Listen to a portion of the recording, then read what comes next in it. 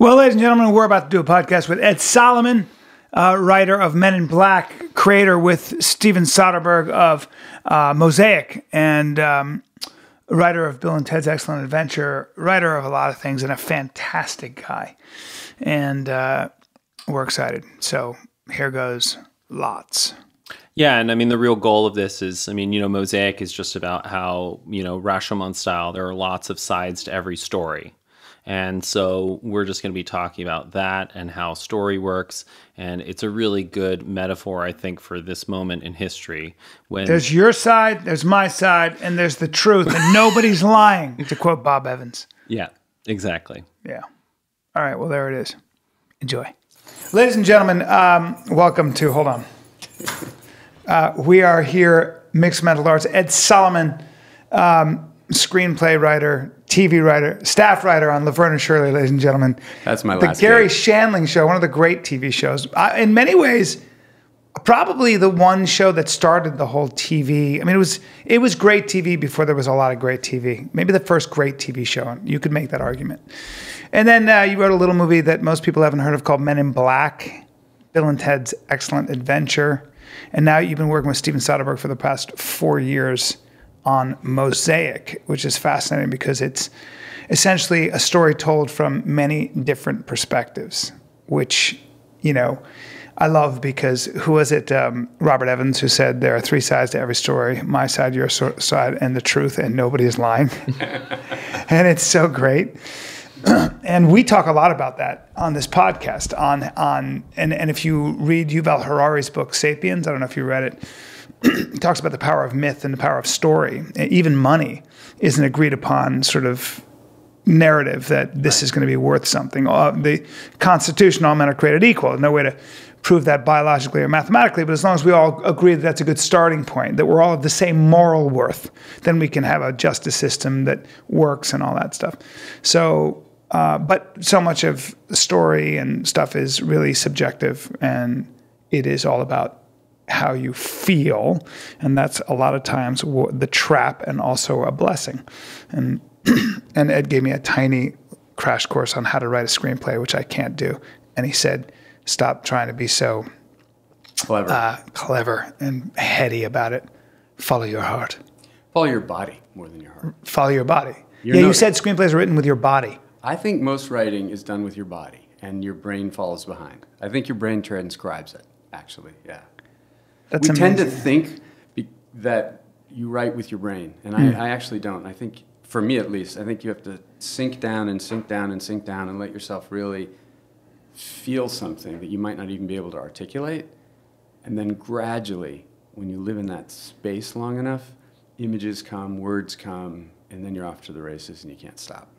Do you think that there were things when you were younger that you were trying to be, that you were hung up on, that stopped you, and then, like, as an artist, did you find you had to confront or leave those things behind or kill those things to sort of embrace who you really are and then be the better artist? Like everything, it's not about like one thing or another as an objective whole. It's about your relationship to those things. So I think there's a version of wanting to be someone or something that is healthy. It's just how well do you live in that, There's a version of comparing yourself to other people that can make you a better writer, a better artist, and there's a version of that that just drills you down into a hole you never get out of. Yeah. And I think for me... Yeah. So in other words, your hang-ups, your insecurities actually can be, I think they're very important for a comic. Right. I really do. I think, sort of get honest with what you're ashamed of and what you're afraid of and who you're trying to be versus who you really are. And that's what you can write from. I think that's why a lot of incredible artists come out of groups because, especially at a certain age in their life, late teens or 20s, they're with other people that are making them work harder, and they're both supporting them and competing with them. And I think having that kind of relationship, as long as... That's the SNL model, The SNL model. Lorne Michaels makes it very, very competitive on purpose, Yeah, and I never worked on SNL, so I can't really speak to that, but I know it burns people out too. Yeah. Yeah. I don't, it's about finding the right balance in there, and knowing when to get out. Well, and also part of what Dan Coyle talks about in the culture code, right, is that you need to have safety in terms of this is a family, you belong. Yep. And that then frees us up to be able to tear each other's ideas apart, right? Because I'm tearing apart your ideas and not you, and that's very much how Pixar operates. Well, the best idea wins. It's an idea That's right. dojo, right? Yeah, but you just hit on something that you went over, you just swept by really fast, but I think it's really crucial, which is one of the things that I think defeats so many of us, my peers and myself at times, is this notion that criticism on my work is a criticism of me. Yeah. And it knocks you, and sometimes you just can't get up from that. Is that what you were talking about before when you said that screenwriters, there are a lot of good ones, but there are a lot of ways for them to fall off the path? Yeah, well, especially in a field where you can make a lot of money too, because you can get super comfortable, or you can suddenly start to get drawn toward that money. And I don't think, and that's something to be really careful about. I mean, I'm all for people getting paid for their art, but that's one way. Another way is people get really jaded and cynical. It's really hard for people to get criticized for what we were just talking about. And the problem, and I think it is a problem with screenwriting, especially Hollywood screenwriting, is it is always about pleasing other people, and many, many, many times those people that you're trying to please aren't as evolved, let's say, as you'd want them to be creatively. And so you end up, and I did this to a fault, and it really hurt me, I think, in a lot of ways on a lot of projects I really cared about, which was I chose to be a good boy. I chose to be liked. I chose to please the people that were hiring me, as opposed to standing my ground. Now, like I was saying before, it's a balance, right? Because the other thing that I probably did correct in my career was remain somewhat malleable and be sort of, I guess, respectful of yeah, you said it, because I've seen a lot of really successful people start out with a big bang, and then they become, like, they have a quality that I love, like, that I've always wished I had, which is they're uncompromising, and they're purists, and everybody can go fuck themselves, and they speak truth to power. The problem is, and it happens time and again, if you think you want to do that, and the veins in your neck are bulging, and you're swearing at the brass and the people that are financing your movie, what they'll do is they go ahead and do that, have your thing, and they'll go, you're right, sorry, that sounds great, yeah, we'll work with you. And then for whatever reason, your movie just doesn't get any marketing, or whatever reason, you just don't get hired again. This business does that really. It's kind of a silent assassination. Well, there are all these skills that you think you really need, which you do need, like how do you find the idea that's really good inside of you? And then how do you bring that out? And then once you brought it out, how do you translate that to something that other people will relate to and be entertained by or whatever. And that's a big part of it, and that's hard to do. But then there's this other thing, which is how do you navigate the constantly shifting waters of an industry, and especially something like film, where you need other people, what you used to need other people to have your vision realized. You needed millions of dollars. Now it's different. Now it's only you have to be really good at your craft. It's not, you can make a movie with your iPhone, you can edit it on your computer, and, you still have to be good for it to break through. Yeah. Yeah, but there's a whole other skill that I don't think people think about, which is how do you actually be that guy that you're talking about in a way that doesn't shoot you in the foot or shoot you in the head and make it impossible for you to keep working. And I used to think it was to constantly rebuild and try to get it right for the people that I was working for. And I've made giant, embarrassing mistakes having done that. What I think I did correct was learned probably midway through my career how to take notes more effectively, how and when to say no. Like, for instance, don't say no in the room. Don't say no in the room. Don't say no in the room. Unless you're like working with Soderbergh right now. And he can say, you know what, that would be for another director to do. And then people shut up and go, okay, what do you want to do? But Steven Soderbergh. This is a guy who's earned it and worked as, he's earned it. And he's also earned it not just with the art, but also he's one of the most responsible financial filmmakers I've ever seen in my life, which we can talk about in a minute. But like the thing that people always forget is those people, those executives that you're dealing with, what they want more than anything is to be perceived as collegial. They want you to respect them the same way you want them to respect you. And they're always in the room. First of all, there's usually a few of them. So if you say, you give me a note, let's say, and I just go, no. Or I go, that's dumb, that won't work. I've either embarrassed you in front of your boss or embarrassed you in front of your underling. Yeah. And I've created not just an enemy in you, but I've actually created a scenario where it's now you against me, and it's our personal professional pride that's at stake. And so what happens is, and I have found this, I would say 95% of the time, a bad idea, if you just let it have some air, dies on its own. It dies on its own. That's interesting. Oh my God. It dies on its own. Almost every time. So Hunter gives me a note, and I don't get it. Like, say I think in my brain, this is just, or really where I feel it is in my body. I feel like, oh, fuck. Like, oh, shit, this will ruin everything. But he gives me a note. So, and let's say I disagree. I could just go, no. It immediately makes him dig his heels in. But if I said, well, unpack that a little for me. He starts talking about it. And, one of two things happens. I either start to understand what he's saying. Or he goes, I don't know. Or he goes, that's right. He goes, actually, it's not this. It's that. He says, it's actually not this part on, page 80. It's actually page 20. And then you start moving toward a new, Yeah. But the other thing that happens is, let's say Hunter and I don't ever come to an agreement in the room. All I have to do is go home and think about it. And give it legitimate thought. I don't mean fake think about it or pretend to think about it. I go home, and this is what happens. I go home and I go, fuck, how am I going to make this work? It's just, And I start, and I go, and I work, and I work, and I work on it for whatever amount of time. Call back or have another meeting. And, let's say there were 40 notes. Let's say I still couldn't figure it out. Let's say we're still at an impasse. There's a lot of ways for me to go, well, look, this note, they really work for me, they help me out, but I really thought about this, and I just can't see it because blah, blah, blah. He goes, thank you. You at least gave it some thought. That's all I asked.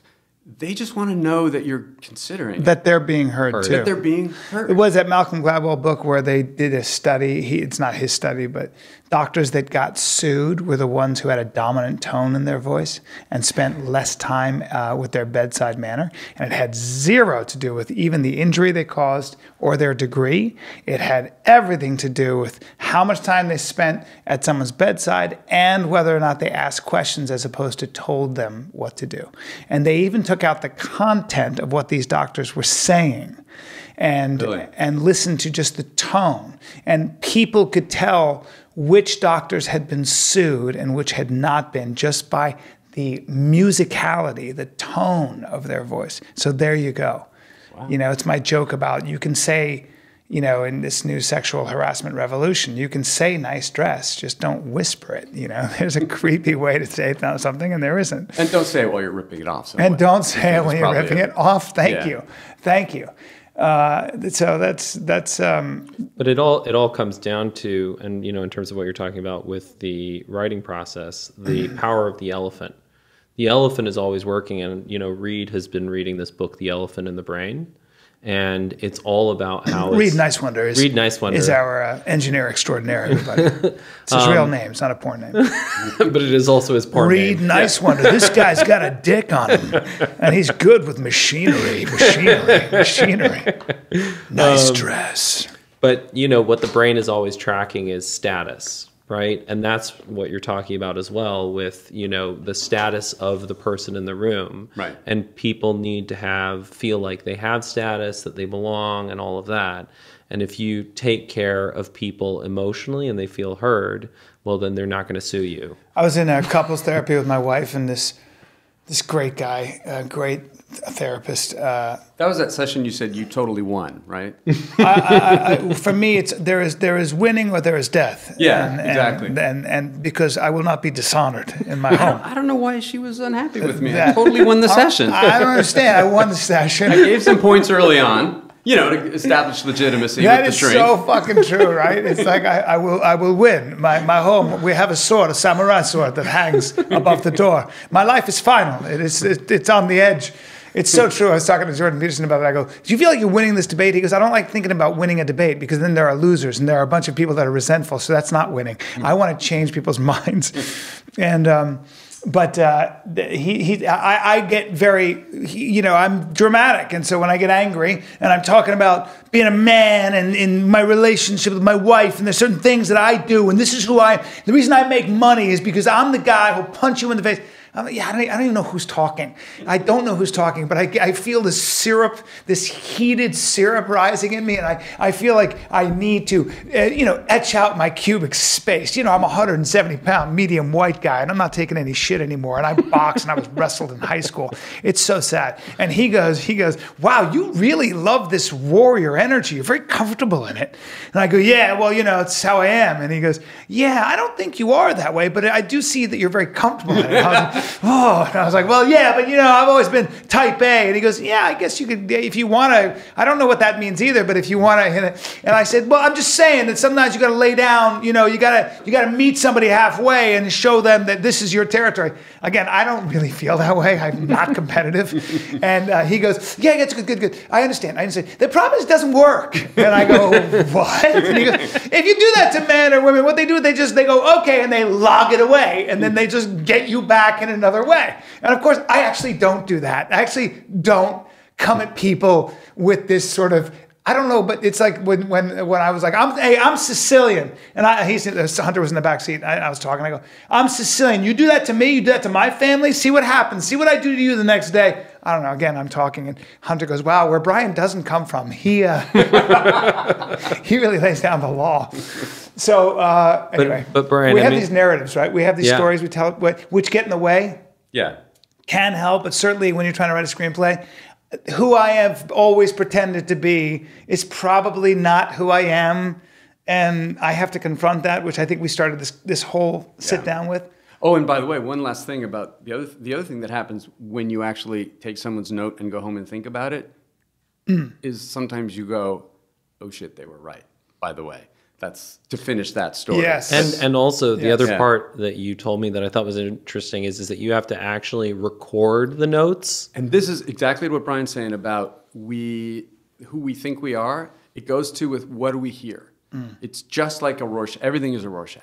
Everything. So I record another thing, a transition for me, I think professionally, which was an upgrade for me, was every meeting I have, I put the recorder right in the middle of the room and just say, it does two things for me. First of all, I don't have to be writing all the time and listening to what people are saying out of one ear while actually trying to write down what they had just said.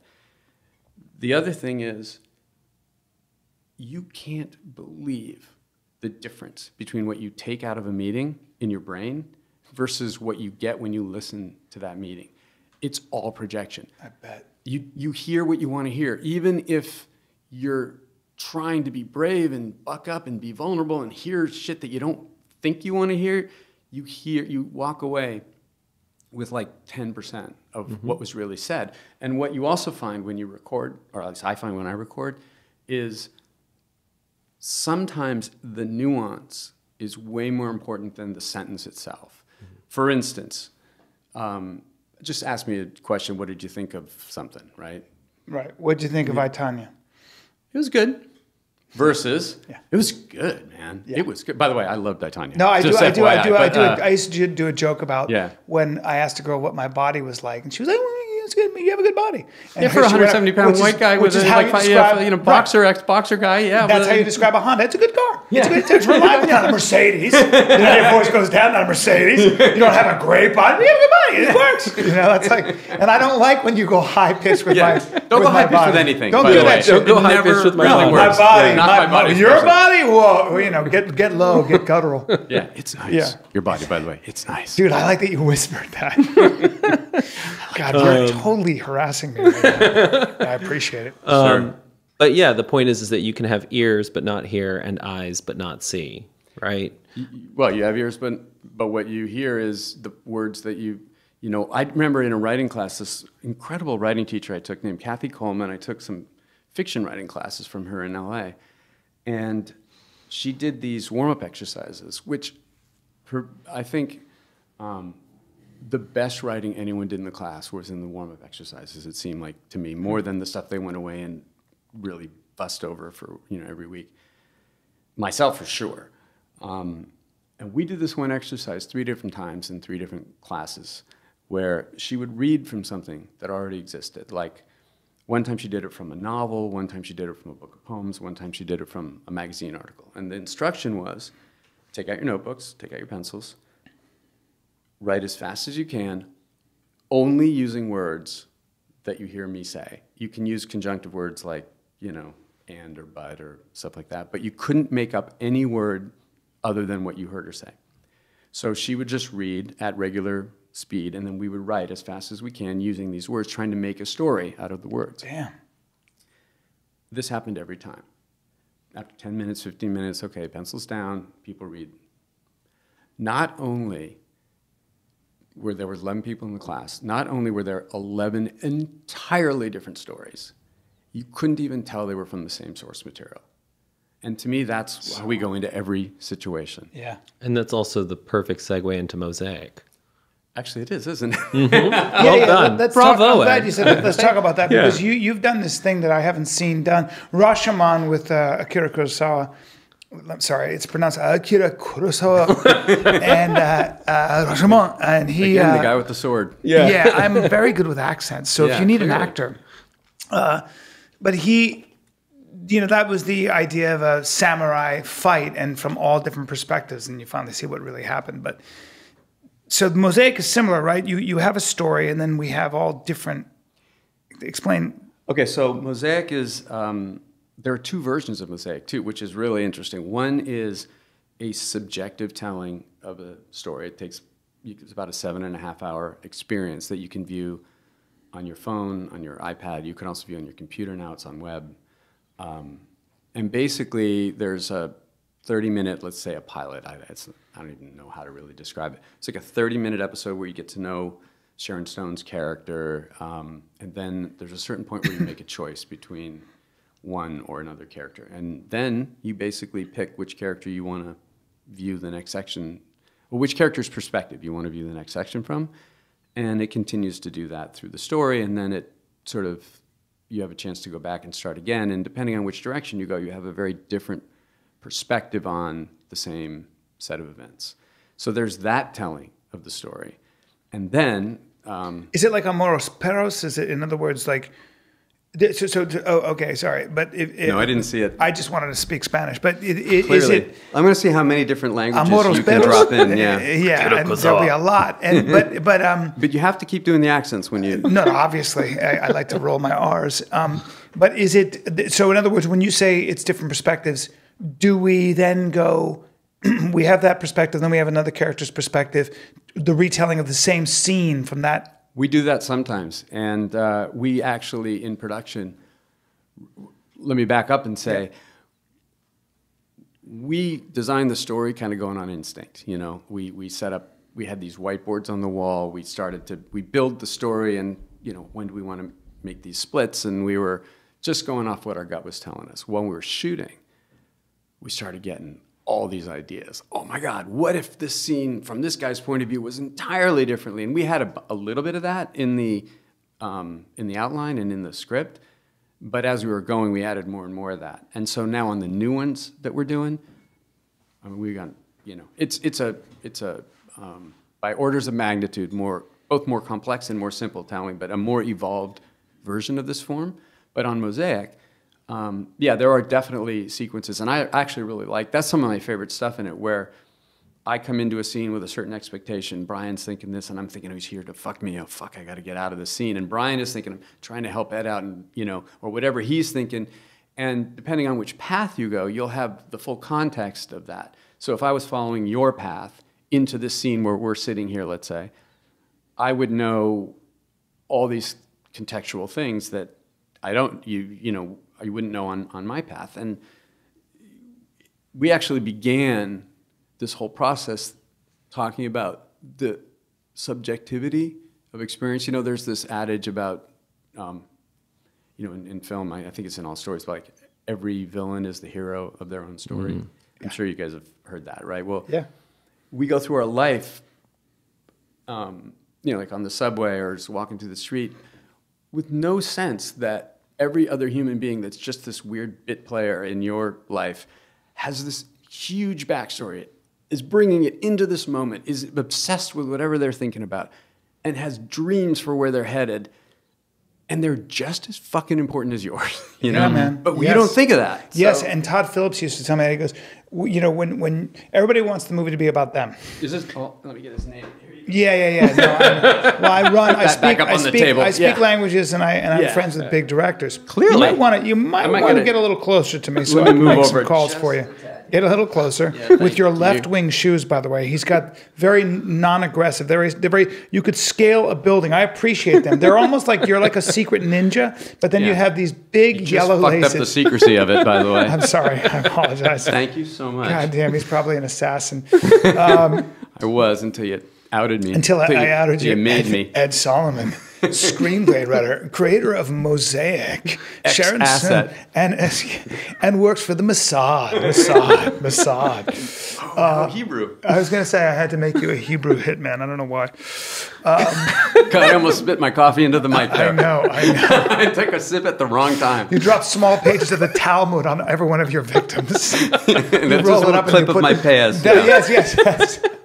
We found some pears again. Damn it! Confounded. It's Solomon. And he's got thick hair. His thick hair. But I don't remember what we were even talking about. Available to murder 24/6. No, Todd Phillips used to say about us all being the hero. Everybody, thinks that, did I embarrass myself at that party? You're a footnote in their life, dude. Oh, yeah. Nobody cares. Nobody is really, and that's a really important thing to remember. In some ways, it kind of takes a lot of pressure off yourself because everybody is coming. Somebody described Trump. I thought it was a great way to do it because they were saying, well, he's a pathological narcissist.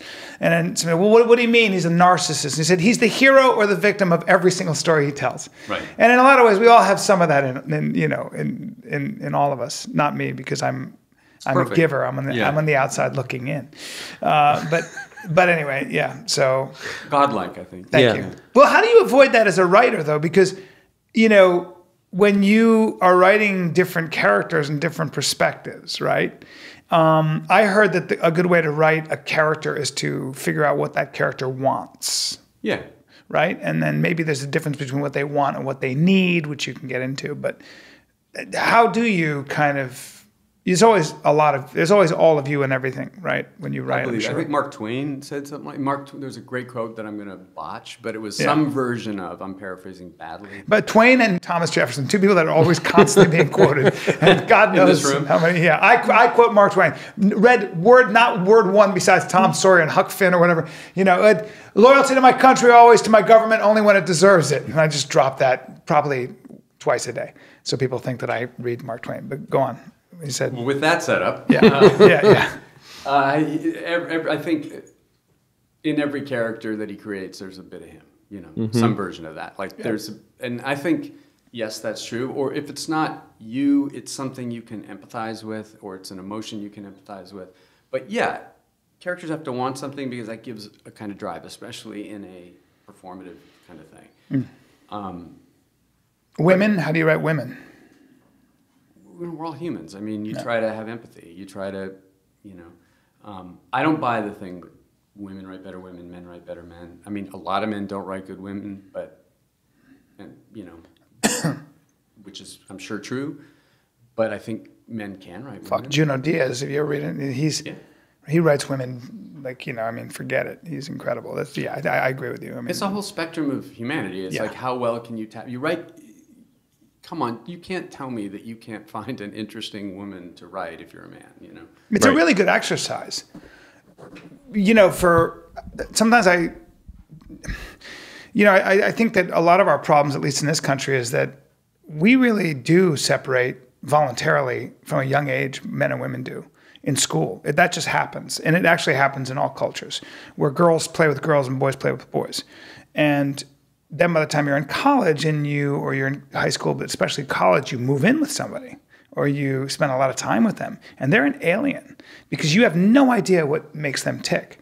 And in fact, you don't even bother to look at their perspective. Even the problem with sex, the danger of sex, you're coming at it as a man with a totally different perspective and even need, and then the woman has a different idea of what's going on sometimes. And now you don't understand what the fuck she's even talking about, right? That now you're like, well, you're crazy, or I don't know, she gets all nuts, and that's all you can say, because that's all you're willing to look into.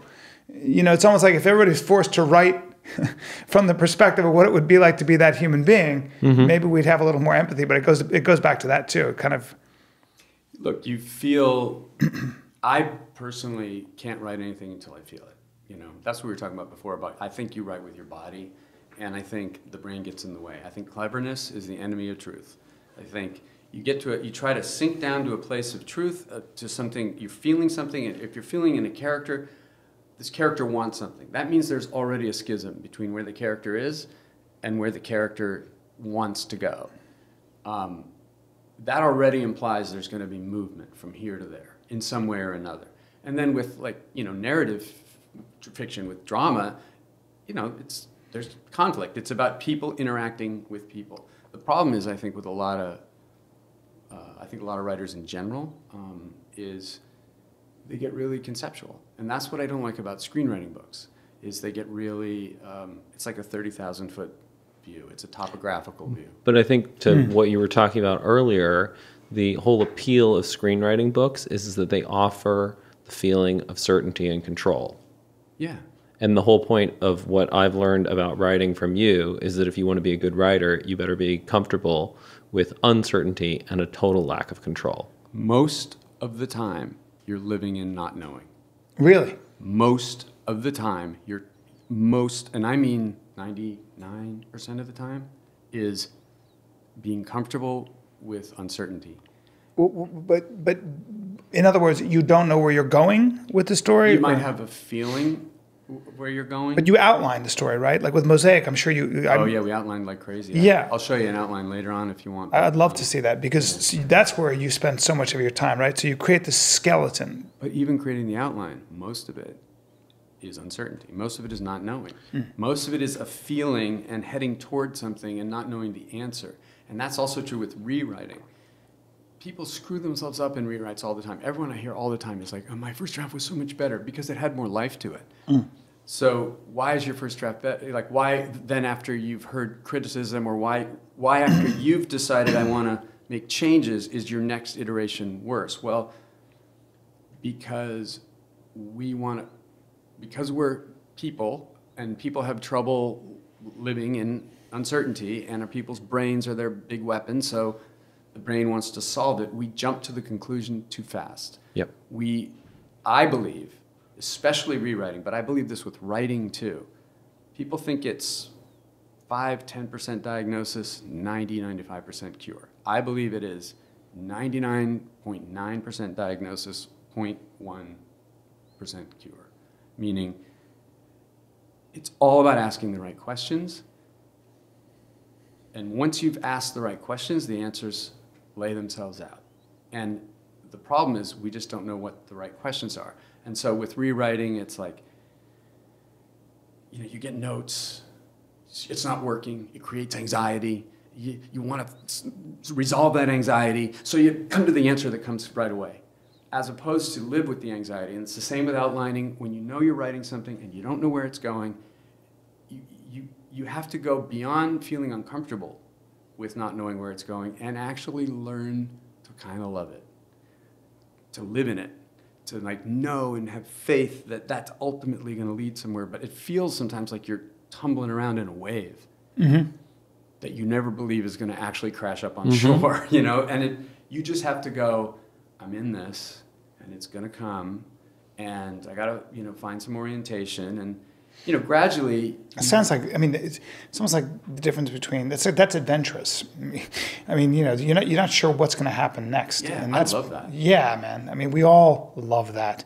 We all want that. If you enter into it in the right spirit. And I think Yeah. the problem is, I mean, for me, because I got to know Ed, I don't know how many years ago it was. That's 6 or 7 years ago. 6 or 7 years ago, right? Because I got a call randomly about somebody who this is one of my. So I get this call. Some parent, right?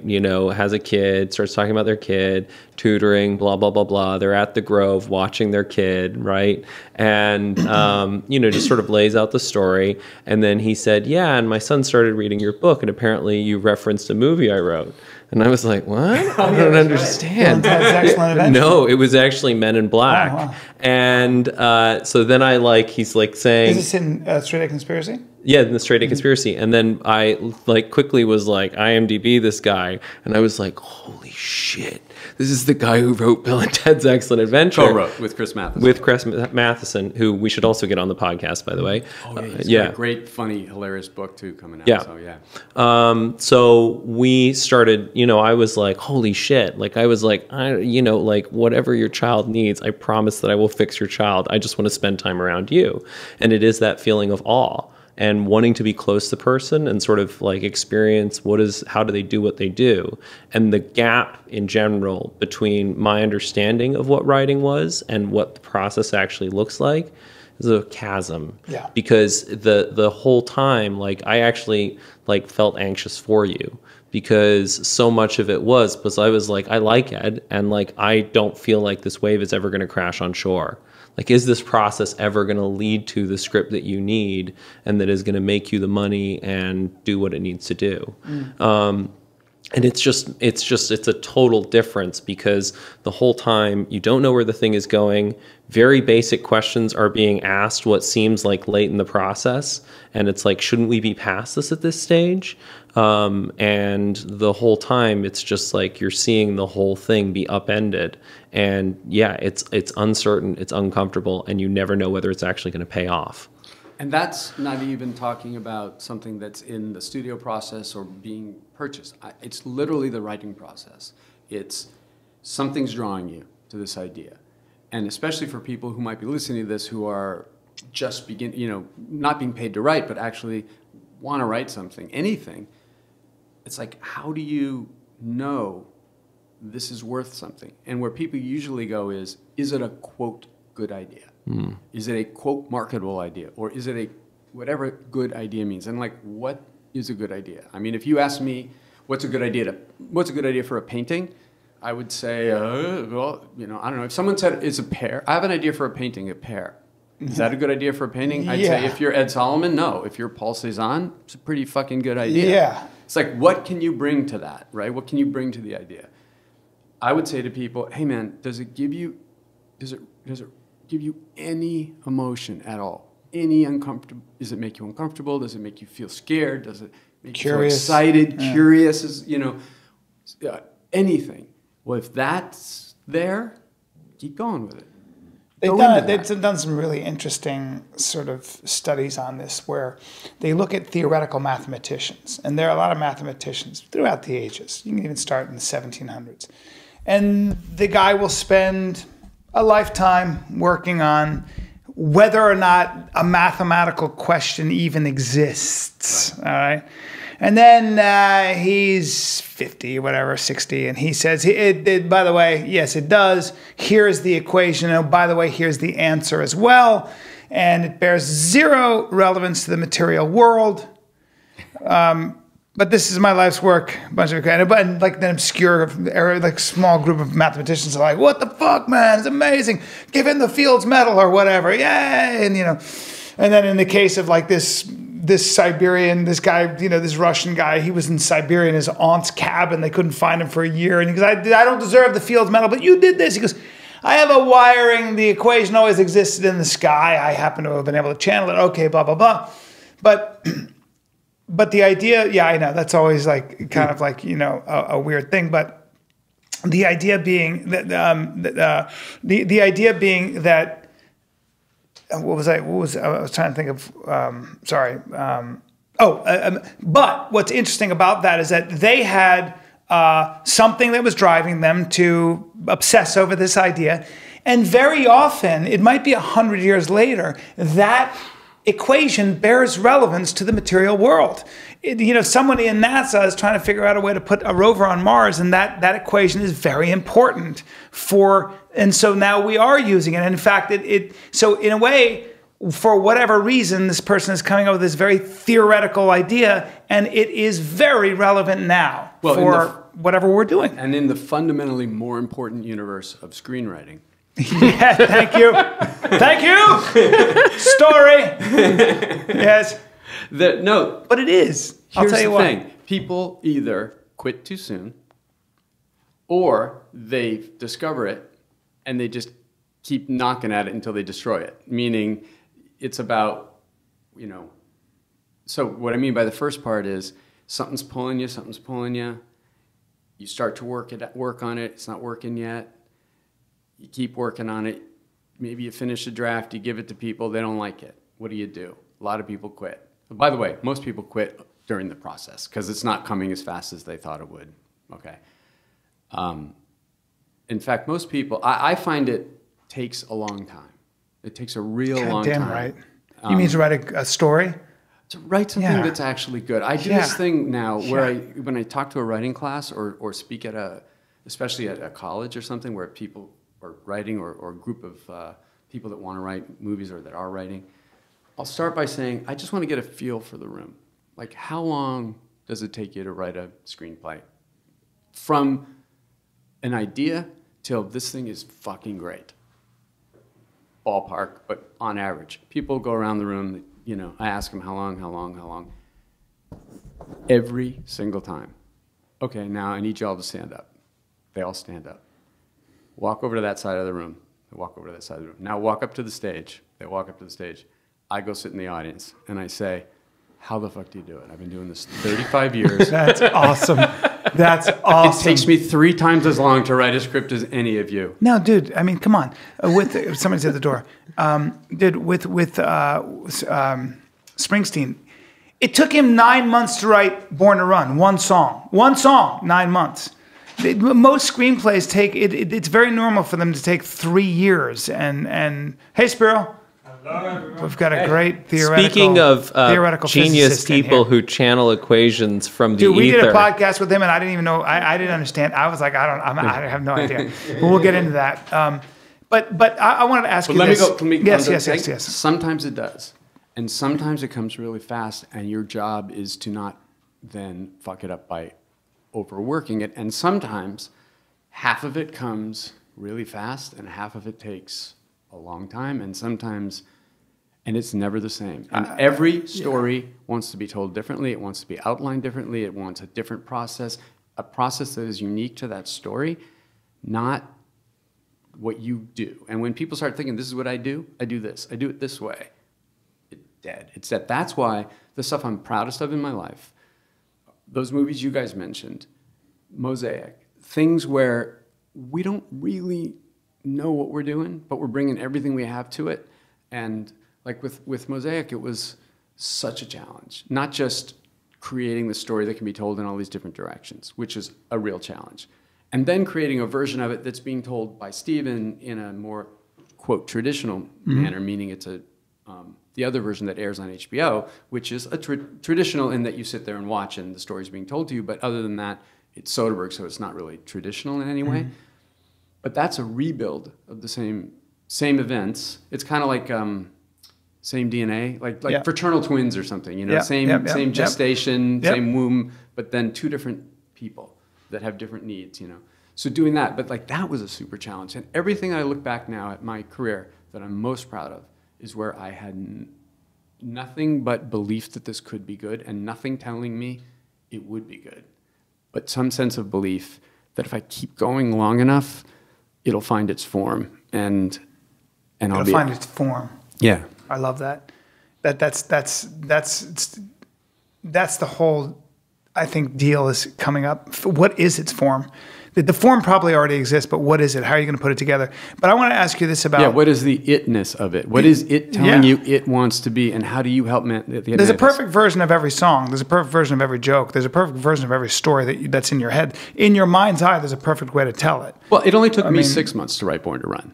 You know? It only took 6 months. For me. So when you rewrote Born to Run, right. It took about a couple weeks. I got you. Yeah. Congratulations on that. That's all right. By the way, some said I talked to Springsteen about songwriting. You want to pick that name up too? Yeah, hang on. And that one there it fell is. pretty far. It's right over there, brother. Yeah, that's right over there. You put that right there. Yeah. All right. And Springsteen said again, I go, how do you write songs? We were talking about writing jokes, and he goes, you start with a metaphor. Sometimes it takes a long time. Sometimes you just your garden, you're smelling the herbs, and then it just comes to you. And that's my Springsteen impersonation. So again, if you could do me a favor when I'm doing that, you should go. That's the best Springsteen. But you were kind of awed by it. I'm still odd. I'm having a hard time forming words. Thank you. We're going to get Spiro in here, but I want to ask you one last question about writing. Do you feel that writing and having a deep sense of morality, ethics, are inseparable? In other words, your character has to learn a lesson that resonates with all of us, right? I mean, your character has to usually want something, and they chase that one thing. And it can be the girl, it can be, I want to be a man, it can be the money, it can be, I'm going to take care of myself and fuck everybody else. And at the end, of course, if it's a good movie, they either don't learn that lesson and they die a tragic hero, or they do learn that lesson and come out of it by giving up what they want they sort of get what they need, which maybe is a moral need. I got to think of other people. I feel like almost all stories, that particular moral problem that has to be solved is impossible to avoid. Am I right about that? Not really. Okay. I think you missed the turnoff at your first sentence. Okay. Meaning, yes, I think there's an ethical component, but the thing that makes ethics a thing is a kind of sense of a person being a person in a giant human body, body of humans. A sense of fair play, harmony. A sense of place in society, a sense of being one with a bunch of other people. It's empathy with humanity, and to me, that's where that's the turnoff where they're similar. What you went to is a kind of idea about characters. Because it's from a book I read. Right. I mean, in other words, on screenplays. See, I don't buy it. I don't buy it. I think if you're tapping into the same thing that you tap into when you're talking about ethics, which is where does ethics come from? It doesn't come from you reading a book knowing this is right and this is wrong, or if you do this behavior, that's bad and this behavior is good. Ethics comes from a deep. But there are certain things that resonate. There are certain prototypes that resonate with all of us. So one example, what I would argue would be the idea that facing your fears, and even if those fears are fears where you might die, in fact, very often, fighting for what you believe in. Yes. Facing those fears and slaying that dragon. That's very resonant. And when we see the one man, whether it's the Spartans at the hot gates, or whether it's Christ on the cross, or whatever it might be, those are very, very powerful prototypes. But that's a fundamental of drama. That's conflict. That's someone whose actions you believe are righteous because they're doing it for something that is very human. Bigger than themselves? Bigger than themselves, or a belief in something, and a dream that they can get somewhere beyond these But that's what I think is fascinating. Those are hard things to separate ourselves from. I think the more you write, or the more you kind of get into that, you start to realize that there are certain fundamental things that we all share, But I don't think of characters, I don't try to have a character become You're not this pedantic about it. Spokesperson for a certain ethical scenario, or. But I think this actually ties back into what we were talking about earlier. So there are certainly shared impulses in human nature towards fairness or being a part of something larger or facing great obstacles. But the point is that the philosophers are much like the screenwriting teachers. They sit around and they lay out this architecture for how it all should work that deals with our feelings of uncomfortability. It provides us with this pleasant certainty that there is a correct way, and if we just follow this process. But what Ed is talking about is the fact that you can't have a single preconceived notion of how a screenplay should be written or what that process should be. It has to emerge, it has to be contextual, and it has to depend on the situation. And what Mosaic does is that it shows you get to walk in a whole bunch of people's shoes, and they all think they're the hero. But in the eyes of many other people, they would be the villain. And so the question is, what is ethical? Yeah, well, that shouldn't be the question. Spiros, get over here. I don't think that's the question. I mean, I think you get into very dangerous territory if you start talking about what is ethical. I think we all know what is ethical. Yeah, but see, Brian, that's what I'm saying is that there's an appeal to that certainty, but the point is that what might be ethical in one situation. It's not an appeal to a certainty. I mean, now you're being a real moral relativist, and I think that's dangerous.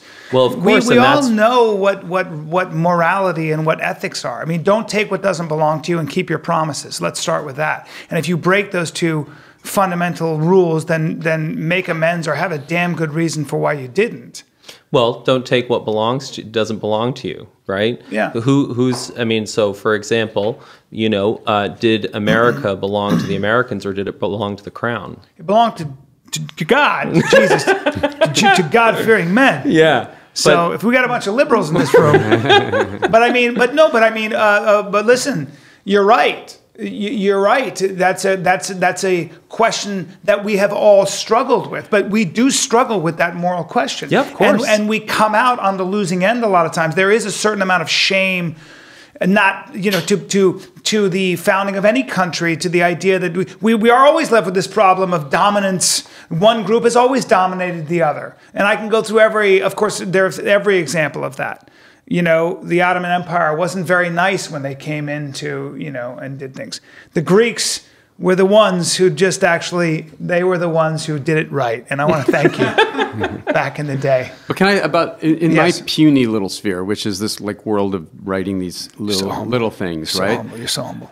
You don't, I think if you approach it with an intellectual ethical point of view, it dies. It never reaches the world. Your characters need to have their own ethical framework that you intuit and believe, and you set the characters up with all the other characters and against all the other characters, and that creates the universe that within which contains whatever your moral point of view is in the world. It gets explained by these events, and the one that you think it isn't always the one that it actually is. Your intent is never the result. And so you have to get rid of your intellectual beliefs that I'm going to tell a story that's, quote, about this, and rather focus on your humans that you're creating and what is their point of view in the world and how do they interact with each other and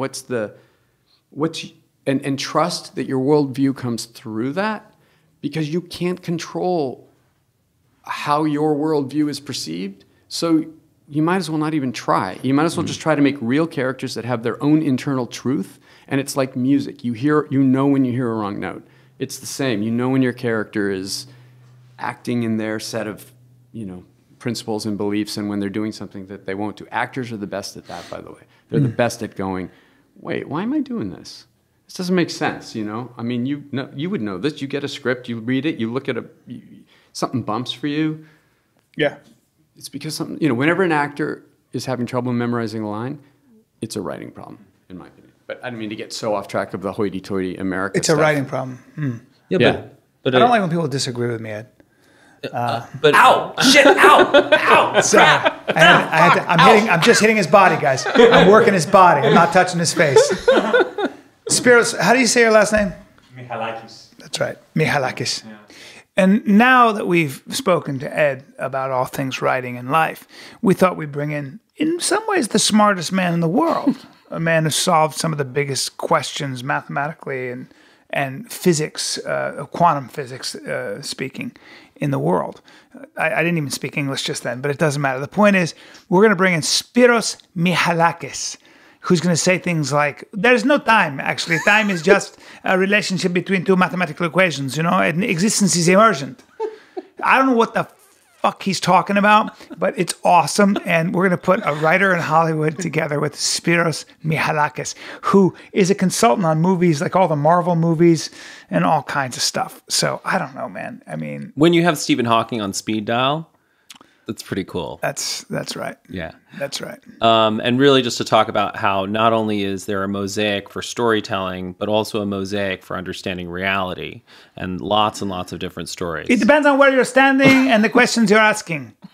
That's my impression of Spiros Michalakis. Which there's a huge market for Spiros Michalakis impersonators, right, Bri? Well, there is. And yeah. He's very tall and dark and handsome, too. Yeah, and we drink ouzo in this next podcast, yeah. Which is awesome. All right, well, here goes nothing. Yep. Speaking of tall, dark, and handsome and quantum physics, we have Spiros Michalakis in the house. From, I think, were you a professor? At Caltech. Yeah. California Institute of Technology. I know, I've heard of Caltech. Apparently you have to have good grades to get in, and even better grades to be somebody who works at and you're also, your areas of expertise are in quantum physics, which is so amazing. And I want to get into what I know about quantum physics, because it's going to take about a minute. I mean, actually about 10 seconds, and then we're going to get into that. And then you're also a mathematician, aren't you? A theoretical? A mathematical physicist. Think of it as someone who tries to prove stuff in physics versus just creating models and hoping that an experimental physicist will validate your theory. Yeah. Mathematical physicists try to take theories and prove them almost as if they were mathematical theorems, which means in any universe, under these specific assumptions, it's just to be true. You don't even need to do an experiment. When you pull out mathematics, man, that's when you, and if that equation makes sense, that's when you know you have the truth on your side. Speaking of the truth on your side. Brian, there is something that Spiros won't tell you that I think is important to know. So there's a thing, so you remember you were talking about the Russian mathematician who channeled this great equation from the unknown? Well, there was a thing that was created called the Millennium Prize. And what they did was they came up with the 10 unsolvable math problems. And they offered a prize of, I think, $1 million. Is that correct? Yeah, but I think you're discussing the Clay Institute mathematical prizes. Oh, is that what it is? Yeah. I think you're, I may be conflating them. It is, yeah. There's another list of mathematical physics problems for the millennium. Back in 1999, they did a list of 12 of them. And a bunch of them are intersecting with the list that you're discussing. Yeah. Yes. So one of my students who's at USC at the film school, he said, dude, you would have loved this talk so much. This guy came to speak. He's like some genius mathematician. He solved this impossible, it's like an impossible math problem. You solved one of the problems, but dude? he solved it. And Jesus! Are you serious? It was this. You ready? Yeah. 2 times 3 equals... Exactly. 7. No. Go back to when you solved it. That's it. Go back. There were many pages. There was a minus sign. Okay, 6. 6. Okay. How about that? We got 6. Very good. That was Ed Solomon. It was just I was the first one to lay eyes on this problem. That's why I had a chance. Well, that's nuts. So you solved one of the great problems of the millennia. Yeah. Yes. Yeah. It's, I don't know. Okay. So we got to get into all this, and Ed will be peppering in. Ed Solomon, screenwriter extraordinaire. We talked about him last podcast. We'll talk about him again. Wrote a movie called Men in Black. Bill and Ted's Excellent Adventure. Wrote on the Gary Shandling Show. Has ghostwritten on so many things, from Charlie's Angels to you name it. And basically is one of those very, very rare men who makes a very good living as a writer in Hollywood. And writers in Hollywood are basically worth their weight in gold. The first thing you do is you get an idea, are there any writers? And then they're like, well, yeah, there are about 6. And I solved a 4-week-old question. And you did. And you did. Yeah. Your life is a series of solving problems. But I would say that Spiros at this point got the prize for, well, he did. He was probably awarded that prize. That's fucking nuts. It's $1 million? nuts. No, it hasn't been awarded It's yet. so crazy that you solve this problem, because when it comes to quantum physics, I will tell you that I know this about it, that there's Newtonian reality, which is the reality we all live in, and then there's the subatomic reality, where many times the Newtonian realities are turned on their ear and on their head and upside down, and so much of it is stuff you can't see, but it's basically and then of course there is what we call the unification theory, something that unifies both Newtonian and quantum theory, which maybe would be somewhere in the area of string theory, but who the hell knows what that is. Do you want to hear something? Besides Spiros, who knows what string theory is? Brian, do you want to hear something even more crazy? Yeah. This problem that Spiros solved That's incredible. is so impossible that they are still trying to figure out whether, in fact, how long has it been taking them to sort of validate the proof and work through it? It took 5.5 years to validate the proof. They finally accepted it, but the community is still trying to understand it, even after it was accepted. Okay, so I want to go back because Ed Solomon's going to write the story of your life, and I have a lot to add to this conversation. Yes, I'm really looking forward to that. Ed is chomping at the bit to tell you his quantum physics story. He's got 1,000. It's sort of silly string theory. It's silly string theory. Yeah. He's all over it. Much more important. Naturally. The randomness of silly string. I got a great theoretical math story for you guys as soon as he's done talking. Sure. But I want to go back on, you obviously have this strange gift for solving these very complex problems. At what age was it apparent that you had a mathematical mind? I think it was probably around, well, it was probably even before 4 years old, but I think when I understood it, that something was different is when my mom used to help me and my brothers, I have an older and a younger brother, with homework of all types. She just enjoyed hanging out with us and like reading the history book with us, trying to do the math problems with us and all that stuff. And I remember at some point I probably was 6 years old or something like that when I started solving a problem, one of these with the asterisk and everything, and she was just stuck, right? She had no idea how to move beyond that. And I was like, oh, this is weird. Like, how come, you expect the adults, the older people to just know how to solve the whole thing, like everything in the book, right? And I remember just telling her, oh, I think we just need to do this and this and then. So the equations made sense to you? It was like you'd seen them before or something? I don't know. It was more like it was clarity, right? Which is important because everything is easy. Quantum physics, everything, even some of the deepest mathematical concepts we've ever created are easy when you actually understand where they're coming from, right? When you can tell a story about them. When they're not just a connection of a bunch of strings of symbols. So give me an example. Mean nothing to you. Give me an example. Let me see. So, the problem that I worked on, right? That millennium problem. It's called the quantum Hall effect. Okay. So when I first laid eyes, Hall, yeah. Just like, when your throat is. So it's not actually a hall. It's the quantum Hall, like Hall. Okay. It's after Edwin Hall. Yeah, who was a student of Maxwell's and so on and so forth. And the idea, when I first laid eyes on this, as a postdoc in Los Alamos, I had just graduated from UC Davis with a degree in mathematical physics, a PhD. And I had no idea what it was, right? So I was just given a book by my advisor, who's a genius. And he said, hey, maybe you have a better luck with this problem, work on it, right? Here's the book, learn about it, learn about the problem, because it had a very rich history and about 4 or 5 Nobel Prizes to its name right now for once trying to solve it, right, and understand it. And I was so lost. I had no idea, right? It made no sense, no intuition whatsoever about it. It was just math. And I'm a mathematician, so math should be easy, but without having any background, I couldn't understand what any of this math meant. So after I solved it, Then I looked back and I was like, oh my goodness, this is also obvious. There are just equations that are just specific, like, parts of the much more general theory. An idea that, like, you have some macroscopic emergence of laws, right, that do not exist on any individual constituent. Which reminded me of, but actually going back, like, I was listening to you guys talk about, morality, and it's a very good question you asked in the previous podcast to Ed, and you said, does a writer have to be a truly moral person, right? Because you go through the hero's journey and you want to connect with your audience, right? Because you don't want to be the villain writing a nice guy, right? Or somebody who's going to be the hero.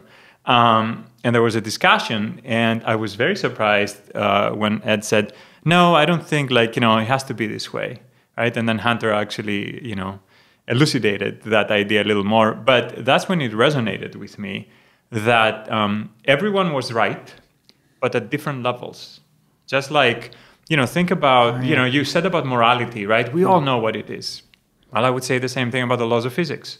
We all know what they are. When you see one, you know it, right? Yet we keep breaking them. Every 100 or so years, we break, right, the thing that was supposed to be obvious. How the hell is that possible if we all know what it is? In Victorian society, they all knew what, like, ethics was back then, right? They all thought they knew, and then all of a sudden, right, a new emergent order appeared, and then the thing that was known 100% became maybe 30%, or even less and less and less. And I think that's what's so interesting even about quantum physics. That let me interrupt you, because I want to see if this is another example, just so I can get sort of my head around it. I think Nietzsche talked about plural truths. So when you look at a painting, if I look at a painting, there's one truth, which is that it moves me, right, emotionally, and I love it. It's beautiful. And then there's another truth. A chemist would look at a painting and say, well, actually, those colors are giving off a different thing than you think. They're actually refracting light based on their chemical composition and all that stuff. And that would be another truth. So is that the kind of thing you're talking about? So nobody is wrong, or yes and no. Okay. Yes and no, because what you're discussing at this point is truth as it appears from different points of view within the same level of reality. I'm discussing also the vertical, right? Where when you go deeper and deeper, right, all of a sudden the painting disappears. The material of it is still there, right? But when you're looking at the atomic structure of the painting, even the chemists, like, they would be looking still at the more emergent level, right, of the pigments and so on and so forth. But when you go deeper, the painting is no longer there. Yeah. When you're looking at your own consciousness and our ability to think, when you zoom in, where exactly is the thought, right? Yeah. How many neurons does it take to have a brain that can think, that can feel, and so on and so forth, right? Is it in the individual neurons, or is it an emergent property of a complexity that comes from when you put a bunch of stuff together, that more is different, right? And which is I think it's a very deep idea. And in my mind, it's actually what gives rise to everything. Everything that has meaning, everything that we see a pattern, a law, anything, right, of that nature, there is nothing sacred and fundamental in the universe whatsoever. There is nothing. Like nothing whatsoever. Not even math? The most interesting, not even math. Math has foundations way below it, like, and you can go to the initial, like, the foundation like of everything. Pythagorean's theorem. That doesn't work the moment you put it, like, on a curved geometry, curved, like, space, right, which is no longer flat. You won't get, a squared plus b squared equals c squared. It'll be distorted, so it won't work anymore. That's fascinating, because that was one of the great ideas of philosophy, right? So it stands on its own, regardless of whether human beings are around or not. And that's Immanuel Kant, thought a priori synthetic knowledge was on the canvas, which was flat space-time. Yeah. Turned out he was so wrong. In fact, like, it was general relativity, and Einstein built upon how wrong Immanuel Kant was, right? To say it is curved. And the curvature, in fact, is something so real that is responsible for us sitting down and not floating in space. It's gravity, right? So the last time Spiros and I spoke, he used a great analogy about, TV, right? Yeah. So do you want to run through that analogy? If you get too close to the TV, see pixels versus... Yeah. That's right. Yeah. Exactly. And so, that's what I thought of when you were talking about, like, the painting disappears depending on where you're viewing it from. And there's something else amazing about this, that is not just meaning dissolves away, right? Which is only created when you zoom out and you start seeing emergent patterns. It's also predictability. Our ability to like even predict anything goes away. So it's not just static, it's dynamic, right? This zooming in and out effect. Yeah. Because imagine you're looking at a movie, but you put your nose to the screen and then somebody asks you to predict like, you know, a little circle, a patch of like pixels, what their color would be in a second, right? Really weird thing to say. Yeah. But that is actually the theme of Mosaic. I was literally just thinking about It is that. a 'cause mosaic, right? You are Well, writing about that's that. Yeah. not just in the structure of it, but and I didn't even think I was going to be speaking. Get during closer this. to them. Get I closer to the didn't mic. even think I'd be speaking because I had nothing to Beautiful. add. But it's funny. Within it, you have two characters. One, this character of Joel, who is just going deeper and deeper into this one pixel, basically, and then the deeper he gets into it, examining this one moment over and over, he loses sight of the big picture. Whereas another character, Petra, pulls back and back and back Perspective. and sees perspective. And then the cop in it, Nate, is standing close, but not. I mean, he's standing close, but at a distance where he can't see the whole thing. He's lost, and it's all a bunch of dots. In fact, there used to be a conversation in Mosaic that we cut between Nate and Petra about specifically that her job is she restores art, and her specialty is pointillism. And her fascination was with a chemist, I think, Eugene Chevreul. Do you know him? Who talked about the science of light and color and pigmentation, just like you were talking about, as though that were art. And the conversation in Mosaic between her character, played by Jennifer Farren, and Sharon Stone's character, is all about, do you feel art or do you think art? And anyway, That's really cool. it's funny Yeah. that By the way, it's not a coincidence that this happened. This may have been why I booked out these two conversations back to back. The mastermind. Yeah. Hunter Motz is the Puppet apex. master. There's one constant. We know that. And it's his brain. No, it's Big Mike. It's right. But By the way, Spiros, I want to point to one thing that we just blew past really fast. Yes.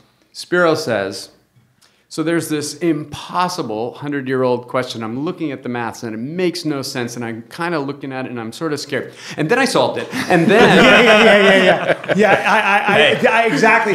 And I was freaking out, trying not to freak out because I got so many questions. I'm like, we can't just blow by that. But I don't even know how to unpack that. But I think there's one thing as well that we also blew past that I want to hear unpacked, which is Spiros said, I had no intuition. Yeah. Now, how much of math is about intuition? Yeah, I would say the most difficult problems in mathematics are the ones where we just don't have any intuition. Take the Riemann hypothesis, or the Goldbach conjecture, the fact that any even number is the sum of two prime numbers. Primes are the ones that cannot be divided by any other number by themselves. And you're wondering why. Why is there? It's true. But at the level of arithmetic, right, and number theory, as we call it, you can't see the connection, right? So you don't have an intuition. And is that true? Every even number? No. Every even number, yeah, Really? is the sum of two odd, prime numbers. Yeah, and it's pretty amazing. I mean, we've tested it to trillions and trillions and stuff like that. So it I has to stopped be at true. about but 200 billion. So did I. Naturally. But I was a child. Yeah. But I was a child. That was the ultimate mathematical burn. But I want to ask you. I want to ask you a larger question, Yeah. and maybe we can unpack from there. When you go down this rabbit hole that you've been down, Yes. and that very few people have been down, and you kind of realize the more you know, the less you can predict, and the less you can know, and nothing has permanence. Nothing really seems to have meaning. What does that do to you emotionally and spiritually? And is it soul crushing? Is it uplifting? My guess is that there's so much to discover that you're never going to be bored. So that keeps you going. But what does it do to you from an emotional point of view? I will say this, that there is a moment of, I guess, a feeling of enlightenment, right? Where you see the world it's kind of like Neo in the Matrix, right? And you see what is behind. But at the same time, that's BS, right? Because some of the hardest things that humanity has to deal with is not going all the way down to the basement, right? The foundations of reality, where I spent a lot of my time. But it's how do you, make the elevator work, right? Go explore and bring the stuff that you want with you and engineer a new aspect of reality that has never been seen before.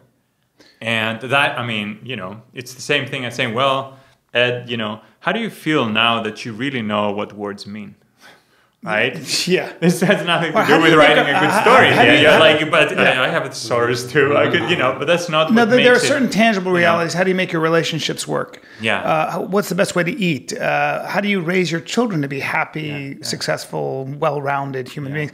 These are tangible. You know, when Sam Harrison and Charles Murray were having a podcast, and you know, Charles Murray, this controversial social science, but he said something really interesting. He said, you know, I hate to tell you, but there's not a whole lot you can do for your kids to actually influence who they ultimately become.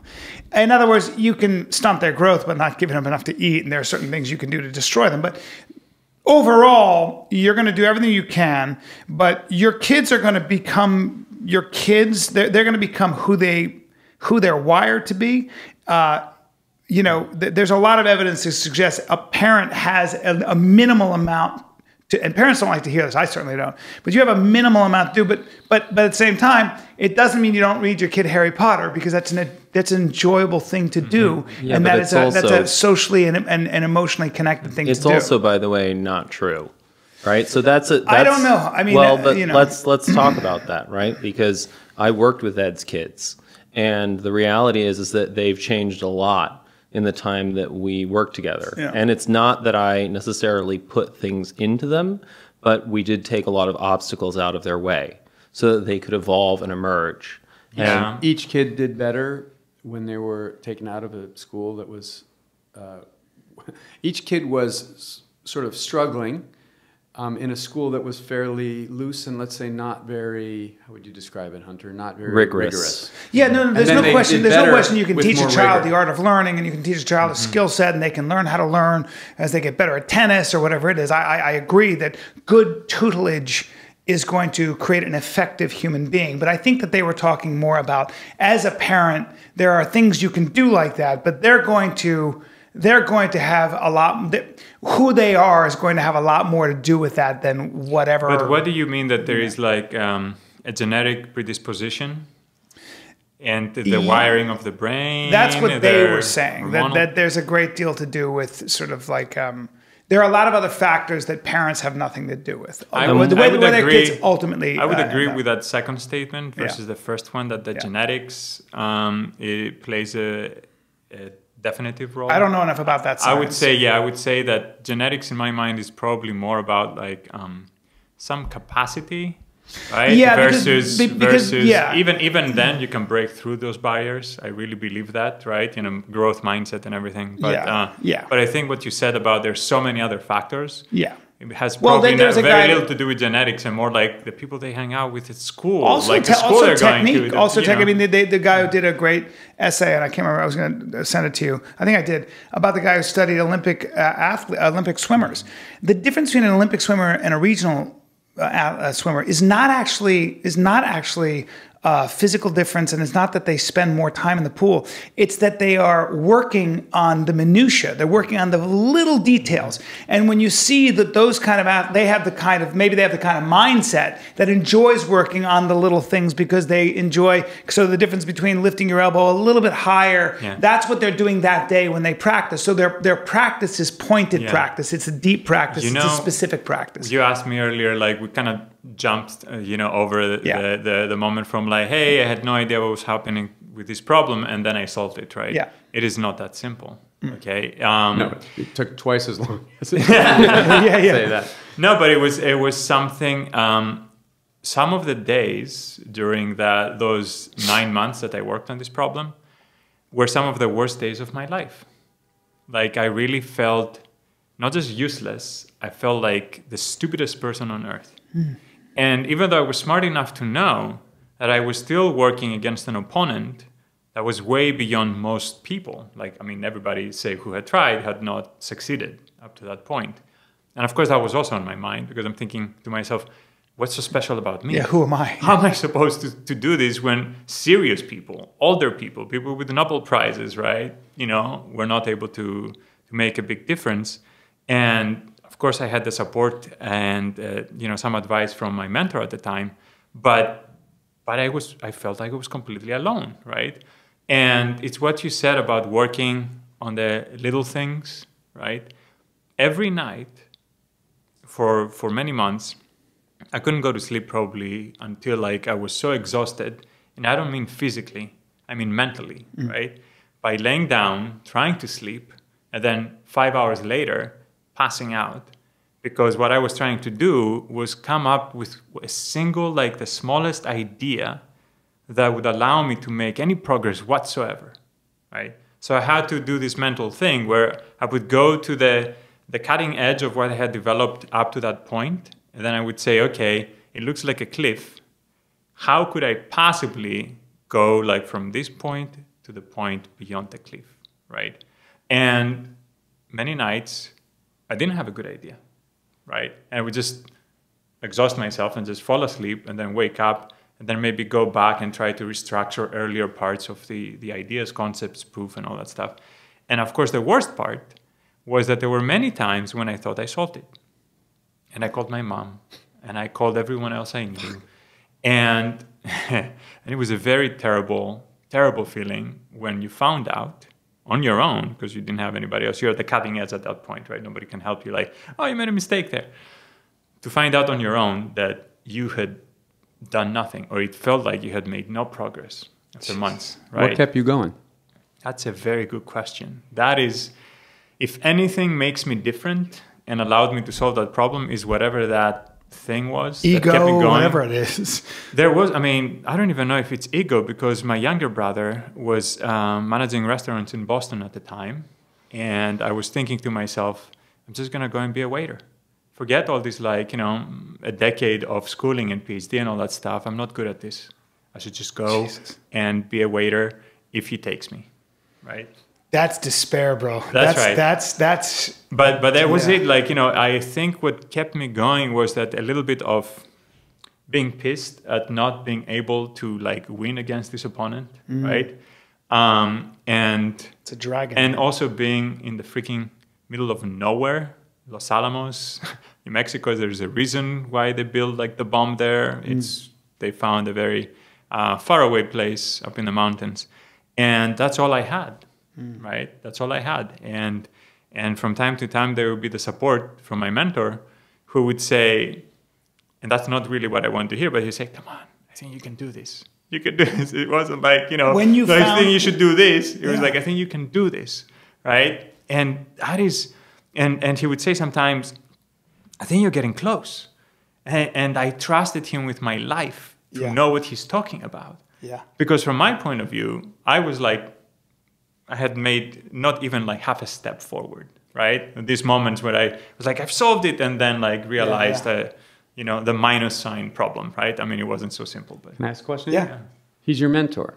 Yeah. But he didn't figure it out. Yeah, I know. I've been thinking about that. But you trusted him to Yes. tell you if you were figuring it out. Yeah. What was going on? You must have had something deeper down that knew there was an answer out there that you could find. There is something about when you mature as a scientist where you start knowing that you've made progress, right? Even though it feels like you haven't. And because you know that you've developed things that nobody else has developed. Because if they had, you would so quickly go grab them and use them as your tools to fight, right? So you start developing this intuition, this internal intuition, and I think that's what you're getting at, that you've developed a new weapon. And the problem is, first, you haven't realized, right, that you've developed a new weapon. And second, even if you do, you still don't know yet how to use that new weapon. Yeah. It's just like you found something that fell from the sky, with one of those. And so the day that you figured it out, what was that day? What was that like? What was that like? Yes. First of all, it wasn't. It's weird because it wasn't just a day, right? It was more like a few weeks because remember what I said, I thought I had figured it out a bunch of times before, but then, all these other times, it didn't work out, right? And it was crashing. So when I did actually figure it out, I had a much stronger feeling that this is it, but I was also very cautious. I had to go very slowly back through everything, check everything, right? And then I was in Santa Barbara, actually, at the time. I had flown out there for a 3-month conference. And I was literally 30 feet away from the beach. But I did not step foot outside until the day when my mentor, who was also there, by coincidence at the time, he came back after after a few days of reading the manuscript, and he said, "Oh my God, I think you proved it." Jesus. Right? Jesus. And I didn't even, I don't think I said anything. I just walked out and walked like barefoot on the beach and just lay down. And I would never cry, of course, because You're a man. You're a man. Yeah. You're a man. But it was raining. So, yeah, it was raining, so your eyes got wet. It was only raining. on your eyes. Your eyes got wet. It was a very strange little one of those, like from Super Mario Brothers that follow you, right? That is pretty wild. That is a glorious cry. I would love to cry for that reason. And I'm like, why are you crying? I'm a genius. I figured out a problem nobody thought existed. But Brian, when you listen to Spiros talk about that process, how familiar does that process sound to your own process? And how familiar does it sound to your process, Ed? Well, what I'm wondering is, you're in the middle of this 9 months, and you're looking at little things. I'm trying to just figure this tiny little thing, but then you're also having to go back and say, wait, am I even on the right track from the beginning? What's that relationship? Yeah. How do you know that you're actually on the right track? You have to be an architect. And that's where I think genius comes in. Whatever people call genius, because I'll be honest, I don't like that term, since it seems to separate people from others, and it's a very static thing. But I mean, Hunter makes a good point. It's almost like when you were talking about this, I was like, I know you go through this, and I know that I'm trying to write. I just spend all day sometimes alone. And my wife is like, "Did you go out?" And I'm like, "I did not. But I don't need to because I'm obsessing over a problem." Yeah. And it just sounds like you're drilling into harder wood. But I think different wood. Different wood. Yeah. I think the point is that if we asked Spiros to try and write a comedy set, he would be really struggling. Just as if we asked you to try and write a math problem, you would be struggling. So it's a different. Not wood. anymore, because he told me it's easy. So there you go. But I think that's this is all a good example of like, if you're standing, really like right down in the canvas, and we're looking at genetics, right? There's not much you can do as a parent. You can't do anything. Like, I don't have the ability to will my child's genes to be different. Right. Yeah. But then you start to zoom out and you start to understand neuroplasticity. And you understand the interaction and the emergent behavior of how neurons can behave together. And you actually start to find out you have a lot you can do as a parent, right? And then you zoom even further out to the emergent property of emotions. And there's a lot you can do there as a parent, right? Even if you can't directly help Spiros with the problem, you can encourage him so that he reframes the situation and finds the emotional strength to do it. Just the fact that somebody puts the idea of possibility in your mind, which is what you've done with me for the past 2 hours, in a sense. I mean, it speaks to who you are, Ed, because you don't know me, but your first thing is to go, I can help you. You got to just start, get into your heart and stop being in your brain. You're immediately teaching me because you wrestle with the same thing, and then you see somebody who's floundering and you create possibility in my brain. And I think that's a huge part of accomplishment, the process of saying, and it's like Roger Bannister when he broke the 4-minute mile. I think a year later, 4 other people did it, and it was considered to be physiologically impossible. But once the idea of the possibility was in somebody's head. And it speaks to Ed and Spiros, because the point is that neither of them believes in genius. They don't believe in special people. They think in terms of process.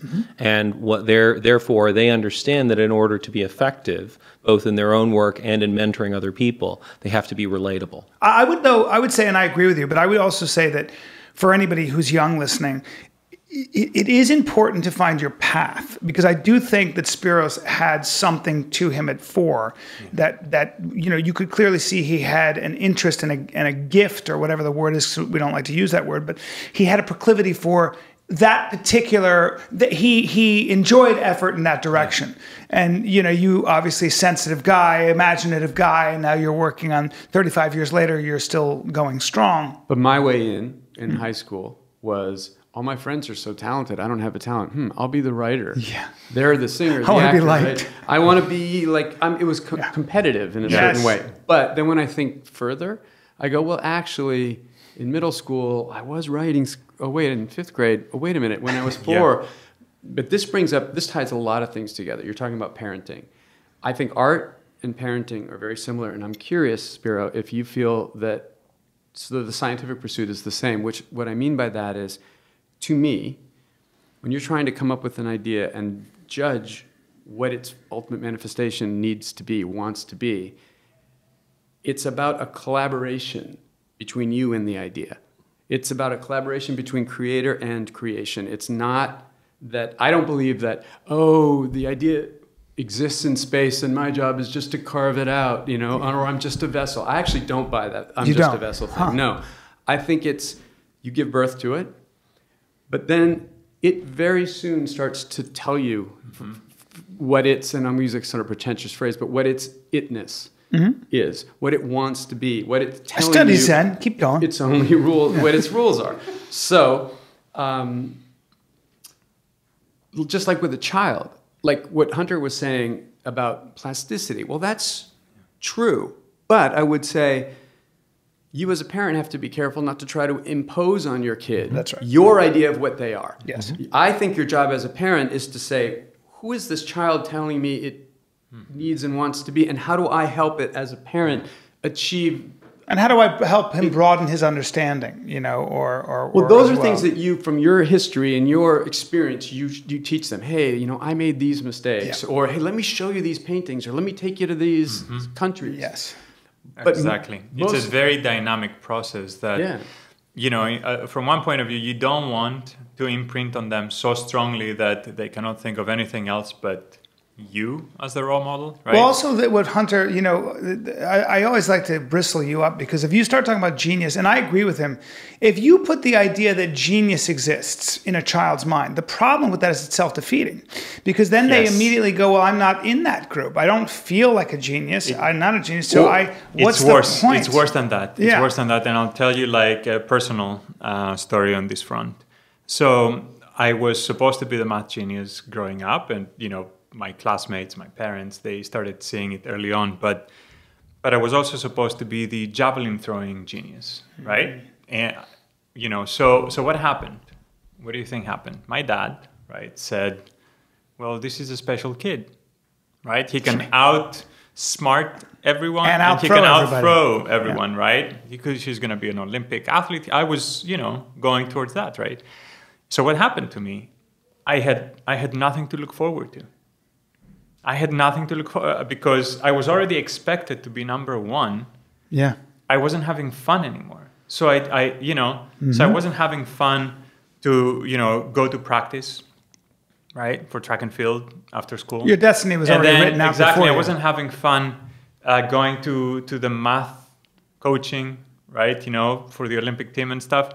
I wasn't having fun. I was having the most fun when I was doing all this stuff on my own. Say, like, I was solving my own, math puzzles and hard math problems at 2 a.m. on a Tuesday night, right?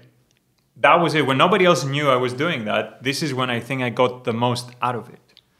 So it's not just if somebody says you're a genius or you're a prodigy or this or that, well, it's just going to cut you down and feel like I'm never going to be part. Even if you are part of this for some weird reason, right? You still won't feel like you want to be part of it, because it's always like temperature. We don't understand absolute temperature. We understand differentials. We appreciate movement, growth. Feeling that you've done this. You started here and you've gone there. That's why, like, Superman may be my favorite, mythological hero, but it's the only thing that makes him like interesting, I think, in the end, is all his weaknesses. But he throws a mean javelin. Yes, he does. But yes, he does. Yes, unfair. he does. I think you're just jealous of Superman's javelin.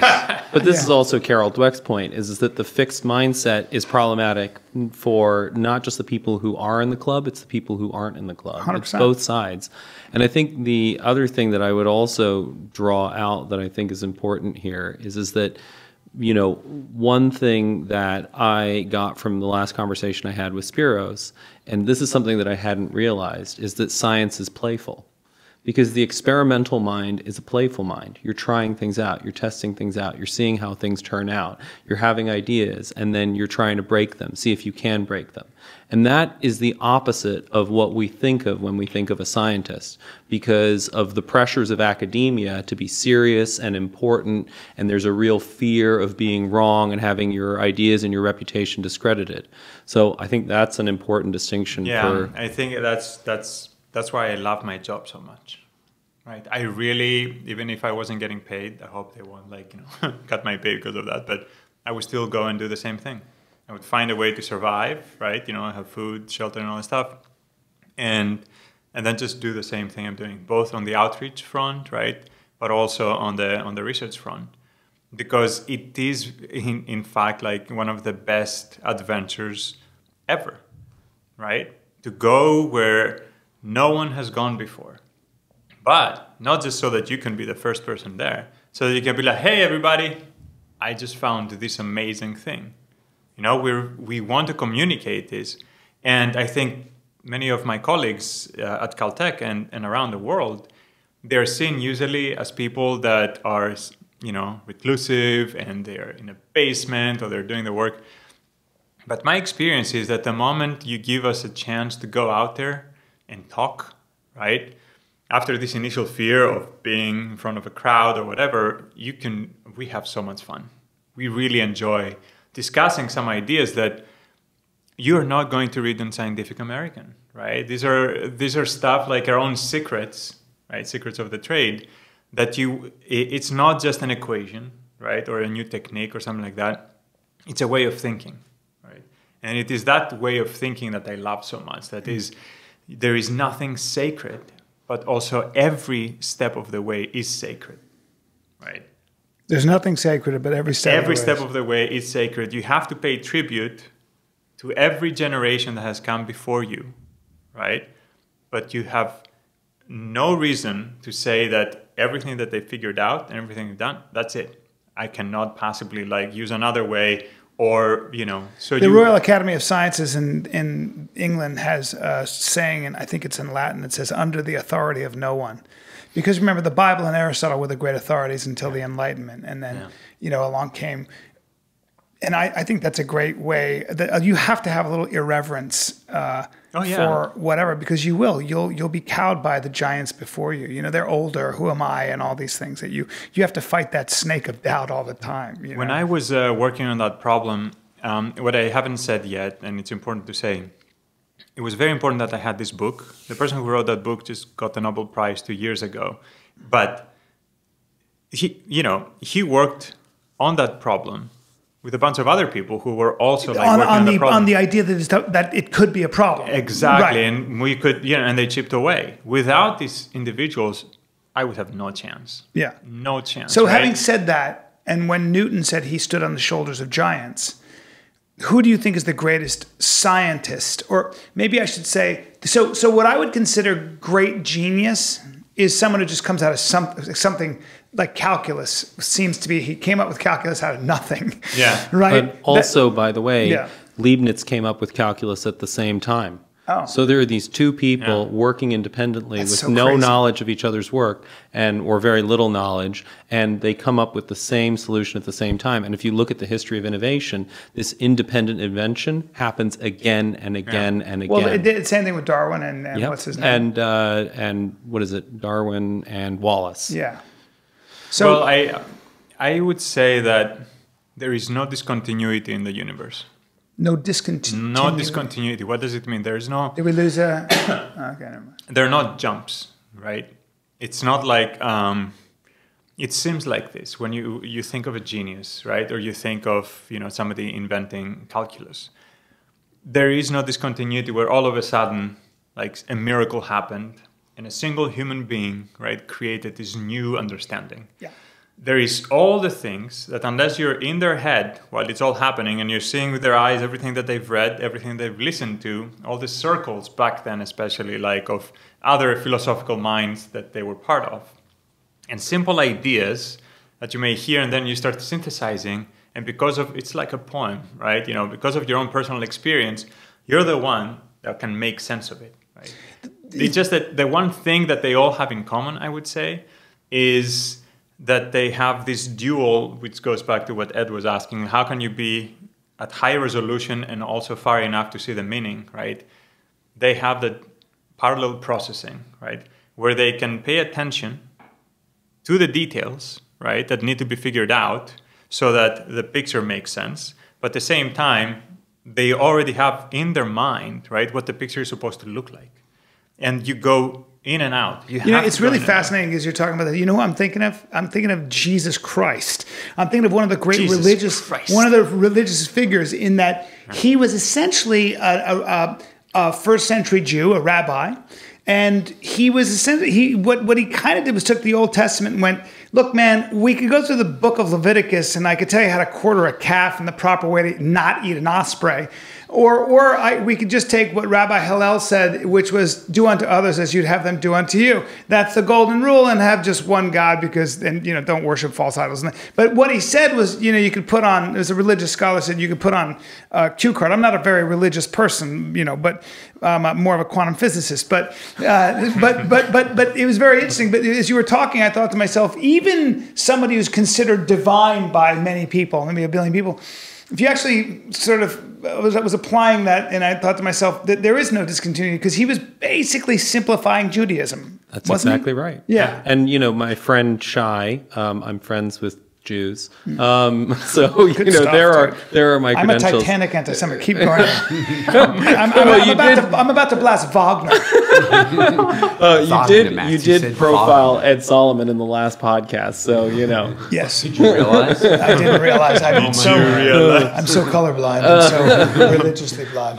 Because nothing has meaning. So what is a Jew or a Christian? What is a Jew? This guy fucks me up, man. Yeah. Shai always used to say that the false prophet Yeshua never met an idea from the Talmud he didn't want to steal. Wow. Yes! God, that heretic! Ouch. Yeah. But it's great. The false prophet, by the way. Yeah, but so all of these ideas come from somewhere else, right? But it's convenient to tell a story that we figured it out all on our own, right? And that we didn't stand on the shoulders of giants. Yeah. Like, this is a good story for me to tell. But I think the other important that is really important to remember is the fact that the second that somebody does that, they destroy the secret sauce. They destroy the goose that laid the golden egg. And this is something that you see again and again in human groups. Like we read The Undoing Project, right? Yeah. So the whole point is that, you know, Kahneman and Tversky have this great working relationship. They're pulling all these great insights out. They're figuring all these things, again, that dialectic process. But then what happens is that, you know, Tversky starts to get a big head. And he starts to feel that he's the more important one in the group. Oh. And then all of a sudden, the work marriage fails. Yeah. Same thing with Jonas Salk. They had this massively successful team that worked on the polio vaccine, and then all the recognition started to come in, and suddenly it becomes, I did it all on my own, right? Or he takes more credit than he should, and the team falls apart. And the point is that what allows things to really succeed is teams. Even though Spiros is working individually, right? He's working from team effort. And that's right. Well, so, it was very specific also because my mentor, the reason why he gave me this specific question to answer, even though it was insane to be given a kind of like a millennium problem off the bat the moment you just received your PhD, but it's because, I mean, beyond just being a brilliant guy, he had done some work to try to address this question, right? So he had developed some of his own weapons, and he's like, if you're good enough to understand them and, you know, allow them to evolve with your help even further, maybe these are the ones you need, okay? And you had to synthesize. I had to synthesize a lot of these things, but also come up with new ideas to put them together. It wouldn't have, you know, if anybody else came to me and said, work on that problem, I'd be like, goodbye, you know. So there is a lot of that. There's a lot of genius, you know, without being the way that we think of genius, that comes from just distilled wisdom through decades and centuries and millennia, that you don't have to reinvent the wheel. You just have to appreciate, respect it, understand it, and then modify it. So you can just take the wheel and understand, like, you know, the deeper concept of movement and fly. Find a way to still do the same basic principle, but does this theory that you came up with bear any relevance to the physical world? Indeed, it does. It does. In fact, it is pretty dipshit. So I would say that I like that the quantum physicist just goes, it's pretty deep shit. It's some deep shit that we're going to No, but you know, there's a reason why I'm saying this, because I think in it lies the seed of, you know, where things come from. And by things, I mean everything, right? So, you know, what does that mean? The idea that you can have coherence, meaning like the richness of the quantum world, which has nothing to do, by the way, with just the microscopic, right? It's just that it manifests itself more easily there. But that was actually the question I was trying to answer. How is it possible to maintain that quantum weirdness and richness, right? The ability to be at two places at the same time, right? You know, have two different states at the same time.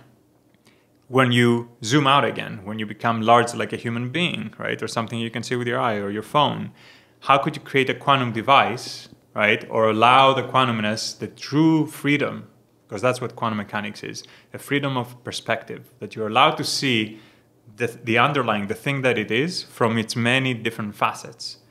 Classical reality, the one we're part of, right, simply is a restriction of that freedom, where you're constrained to a single truth, a single viewpoint. Yeah. The underlying reality this is my address. It's pluripotent, yeah. But we only get to see one part of it. So, and here's the interesting thing. That's I think in many senses what we're now living through in terms of our society is that the classical reality has fallen apart.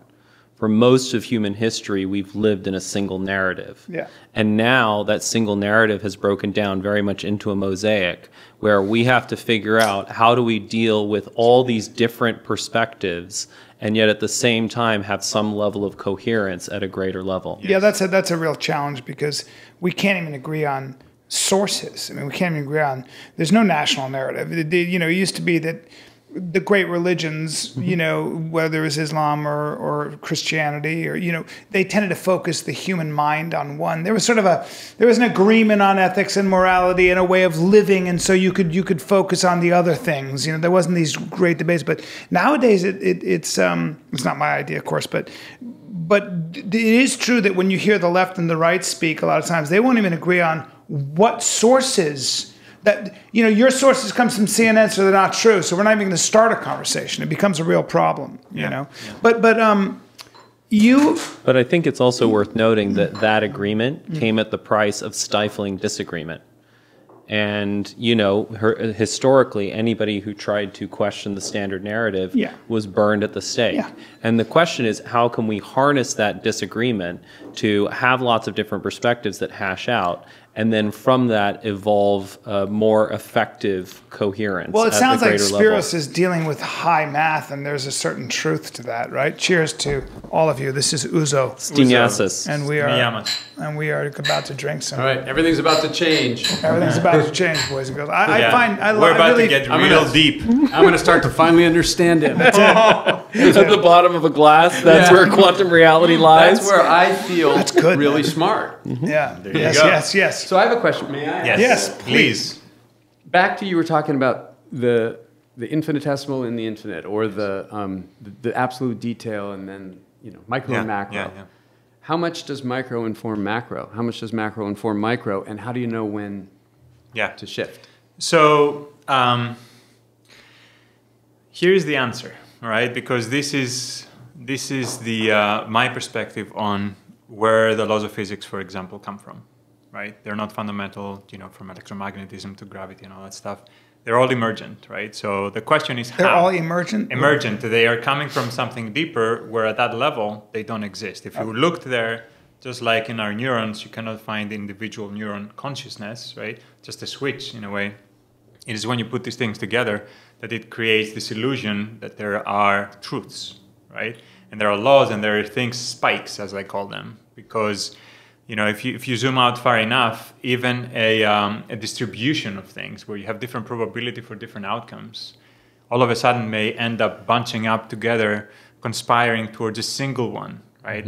Or something that looks like a single event, even though it's made up of like a trillion possibilities. Just like when you look at me or anyone here, you don't see just one person, right? You could change the molecular structure of any one of us, even rearrange our organs in any whatever way, And we would still look from the zoomed out point of view exactly the same, right? So there's so many ways. I want to give people a metaphor to think about on this, because let me just piggyback this, because I think it might have been Matthew Arnold or something who said, you could take a piano and smash it into 1,000 pieces. It's a piano. But a piano is, of course, that box, when touched the right way, plays music. Exactly. So it is more about the relationships between the things than it is about the individual components. It is about the entanglement between them, right? But this is still a reductionist point of view. It's actually backwards, right? We try to understand the world by reducing it to smaller and smaller pieces, but it's a single object. The whole thing, just a single object. Time itself, I think, doesn't exist. It is an illusion, right? It is what I call a dynamic equilibrium of us being in this dynamic equilibrium with everything else that unifies, right, this single object, which is static, doesn't change. There has nothing with respect to change to, right? Because what is deeper than time, right? Change. If there's no change, if you cannot change into something else, right? There is, even if time, some external clock, ticked away, you wouldn't be able to tell the difference. The same way when you're looking, like, on your on Mosaic, say, and you have a bad internet connection and it's streaming, but you're wondering, is it buffering if it stops in one frame, or is it a dramatic moment? But isn't right? time relative to light? And you're going into general relativity now. Yeah. So it's not relative to light, but it's. I love Spiros. He goes, the pup. The young man is still got up on that silly theory called relativity. Anyway, you ape, you small baboon. Let me teach you. I would never say those things. No, because I have a follow-up question. But go on. Yes. But yes, you're talking about relativity and this idea that space and time are connected into a single entity, space-time. And that is a very, very powerful idea. Mm-hmm. But most people that try to even understand where, space-time comes from, they're working on where does space come from, and time is just fundamental, right? Mm. Things are dynamic, are happening with respect to some machinery that we don't understand. Mm. But my perspective is that the time is nothing but the dimension along which we try to measure change. We try to keep track of change, right? And space is everything else, So you can have many more than one dimensions of space, but just one dimension of time. Why? Because that's all you need. Even if time itself, as a construct, has, infinite dimensions or 12 dimensions or whatever, you don't care, because all you need is just index it. You index the frames, just like in a movie. You can look at a movie in two different ways, right? Either frame by frame, where each one of them has a timestamp, and you just need a way to be able to read that and then say, okay, this comes after this one, and so on and so forth. Or you can look throughout the whole thing, right, as a single arrow piercing through a single pixel, going through every frame. Mm. So you fixed like a single point in space now, and you're going through the whole thing in time, right, in the time direction. And you can think of, like, as the pixel changes colors and hues and saturation, all that stuff, saying, okay, this is just one part of it. It's a single construct, but, depending on how you look at it, you say, okay, these are like slices in time with cause and effect. Right. I don't think any of that actually is real, right? It's just that, again, reality itself is not something that truly exists. It is something emergent. The same way as I was saying before, that when you zoom out of like certain processes that at the fundamental level are completely uniformly random. What does this mean? It means that there is nothing true there, because truth is a constraint. It's like one of you is more important and appears more often than the rest of you, right? But if everyone is equally likely, okay, at every step, then it's just completely, it's static. But right? You have no way so I get relaxed when you start talking this way because I become a bit of a nihilist, which I'm not. Mm-hmm. I'm very attached to life and always have been. And I get relaxed in the way that you could say a boxer gets relaxed when they've been hit a lot. But I am feeling that relaxation. Yeah. Well, they're no, working. Because when you say there's no, and I've never forgotten our first conversation, because when you said that time doesn't exist. You said that a long time ago, and I screamed. But then something happens between when I pee and then have to pee again. That's right. I just want to know what that is. Well, I thought it was time, and not a lot of time. As I get older and I lose my hair, there is change. But there is something that is very relaxing, and also. I don't think, I agree that it's so strange that all these people have lived before us with all their dreams and all their plans. And it just keeps happening. Yeah. And it's true. It's hard to sort of like think of time as this linear sort of alpha, omega kind of, you know, phenomenon, which is how we all live. It's certainly how a great deal of our belief system is structured on. But, it's hard not to sort of, how do you avoid nihilism? How do you avoid that? It's not that difficult. Think about a computer, right? Does a computer think that there is time? There are even computers that can work without a clock. Yeah. Right? A vending machine. A vending machine does not require, right, to have a notion of time. It's just a process, right? It says, throw in a coin, right? How does it know what the next coin you're going to throw in is so that it can figure out in the end the total? There are many ways to get $1.50 in a vending machine. Yeah. But what it does is that it has all possibilities, all possible states that say, okay, the moment that you fit in the first one, I get to choose all these paths are allowed to the next one. Through the next one, when you fit the second like coin, there's all these paths now that are thrown out and these ones become relevant, right? It is the same way in how the world works, that at the highest level, right, there exists a state, a thing, you know, the being, right, called the one or something, which doesn't even know it exists, simply because there is nothing else relative to which it exists. So it is a static object, just like a chemical reaction in equilibrium. You're saying this is a phenomenon you can create? You can think of it that way, right? It's a data structure. It is a data structure that doesn't have a notion of space or time in it. It doesn't even have the notion of information. What is that? It's just the thing in itself. Think of it as like, you know, the data structure, right, that we try to explore to understand through both in its spatial form and in its temporal form. In fact, it doesn't even have space and time in there. It just has correlations. It just says like, this part of mine is correlated with that part of mine. And it is simply a mathematical object.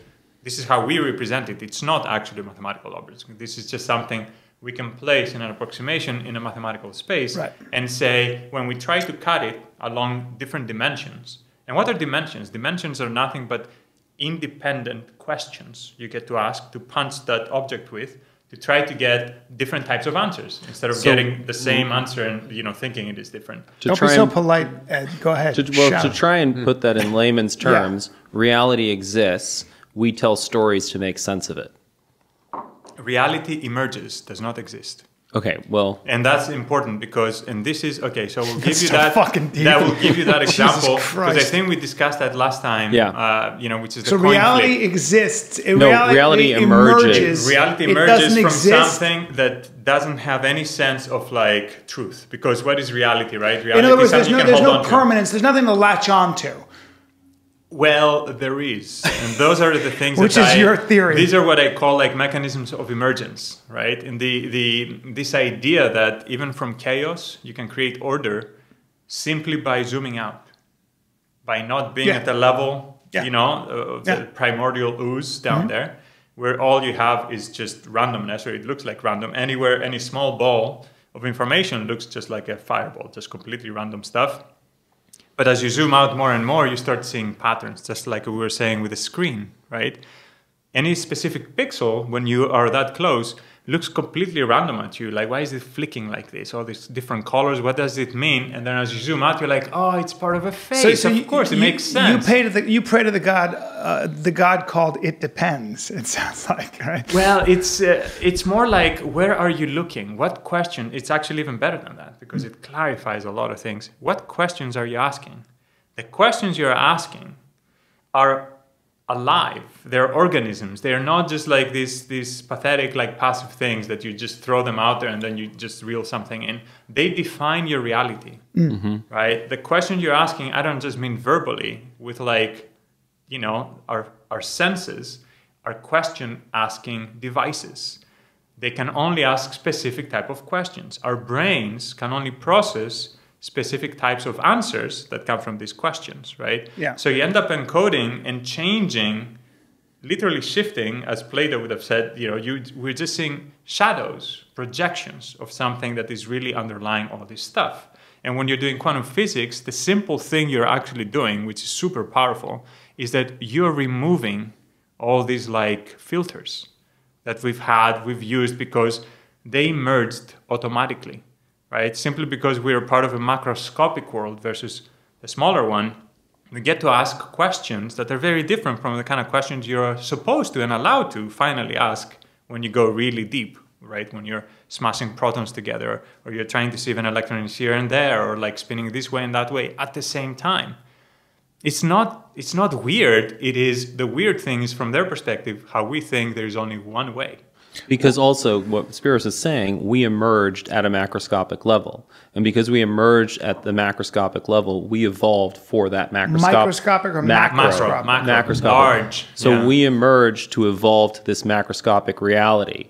And the point is that therefore we're sort of grounded in one story, one experience. But there are all these other experiences going on up and down. Literally like Mosaic, actually. Can you explain? Ed, can you bring up that picture of Mosaic? Because I think it'd be interesting to like. Can you? And while he's doing that, can you explain what the God particle is and what the CERN? Oh goodness, yeah, that is just a misnomer. It is the Higgs boson. Yeah, it's an excitation of the Higgs field. It is a field that all these other fields are supposed to couple to, and the idea is that when you have a coupling between different fields, it creates an interaction between them. Yeah. So if you have the electric field, right, the electronic field for electrons, if it couples to that Higgs field, that interaction creates this illusion, right, that the electron now slows down. Effectively, it gives it mass, right? It has momentum versus being at, like a photon, right, particle of light, which is not really coupling with that becomes field. Actually mass. So it can just always travel, be like free and just travel at the speed of light as if there is no distance in space-time, right?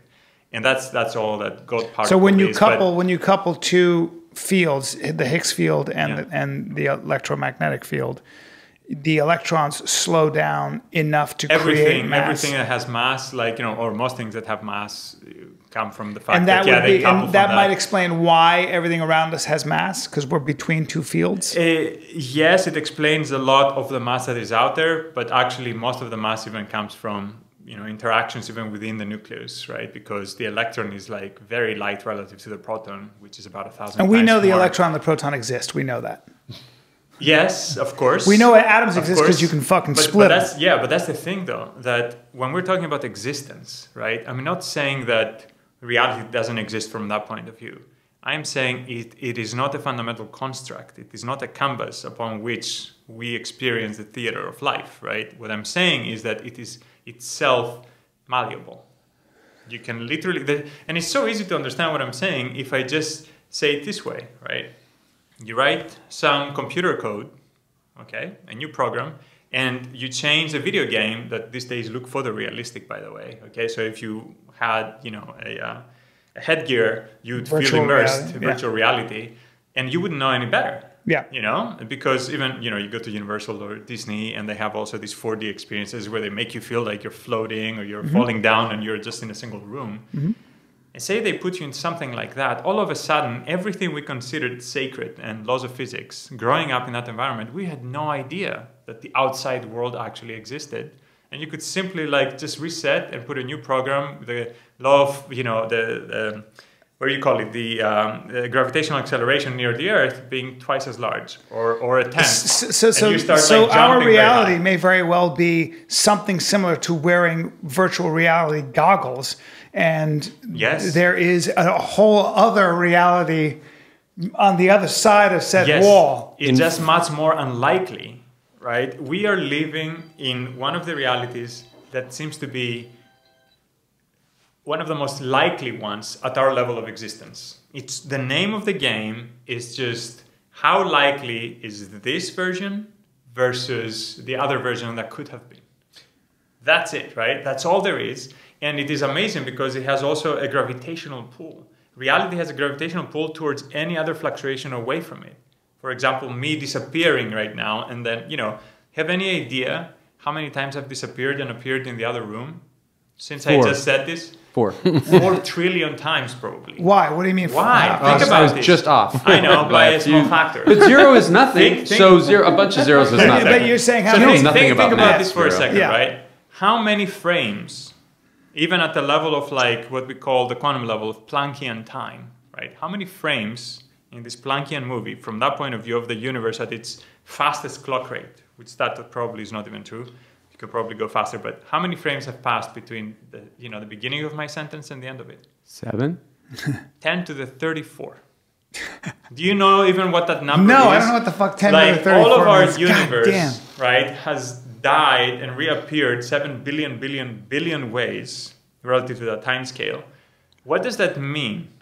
All the things we take for granted, right, have already evolved, have taken shape, and all these laws have crystallized. Any specific frame at that level of 10 to the negative 34 seconds, right, 0.034 times 1, these laws don't exist then, but it has enough time from its point of view to figure out the answer that all these other fluctuations, what we call quantum fluctuations, just kill themselves off, and then a single timeline, which we call like semi-classical reality, emerges. Jesus In Christ. fact, it's much like the process of writing Mosaic. Let's just all agree that we've gone way past Mosaic. Mr. Soderbergh. No. But, Steven Soderbergh.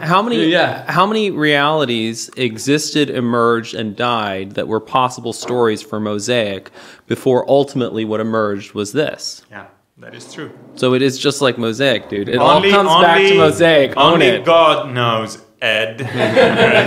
Let's In his all right, now notebooks. let's talk about something really advanced and interesting. Okay, and fine. actually Mosaic. meaningful. Let's start Yeah. going deeper than just scratching the surface. Okay. Yeah, exactly. Well, I think the other thing too is, I mean, in terms of awesome. thinking about, It's a great picture. it's an amazing cool. picture. I finally found out what I'm going to get as a tattoo for my back. Is this a MoMA? Is this MoMA? Doesn't he look It should be like MoMA. Yeah. Ed has a very kind face. Ed is another. You talking about how reality doesn't exist, and the expression in Ed's eyes seem to really, and this ouzo are a wonderful combination. It might be the Uzo. Well, go ahead. You were going to say something. What I was going to say is that, I mean, also a lot of what Spiros is talking about in terms of things being emergent is that, you look at any one scene, right, in a story like Mosaic, it's just a dot. It means whatever it means within that dot.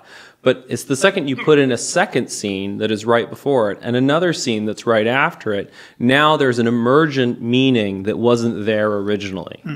And, these emergent meanings all comes through these relationships between things. So there's a great, Mark Blythe, the economist who we're going to have on soon, he has this great analogy that if you take a bunch of metronomes and you put them on a board that can move. We've all seen the YouTube video. Yeah.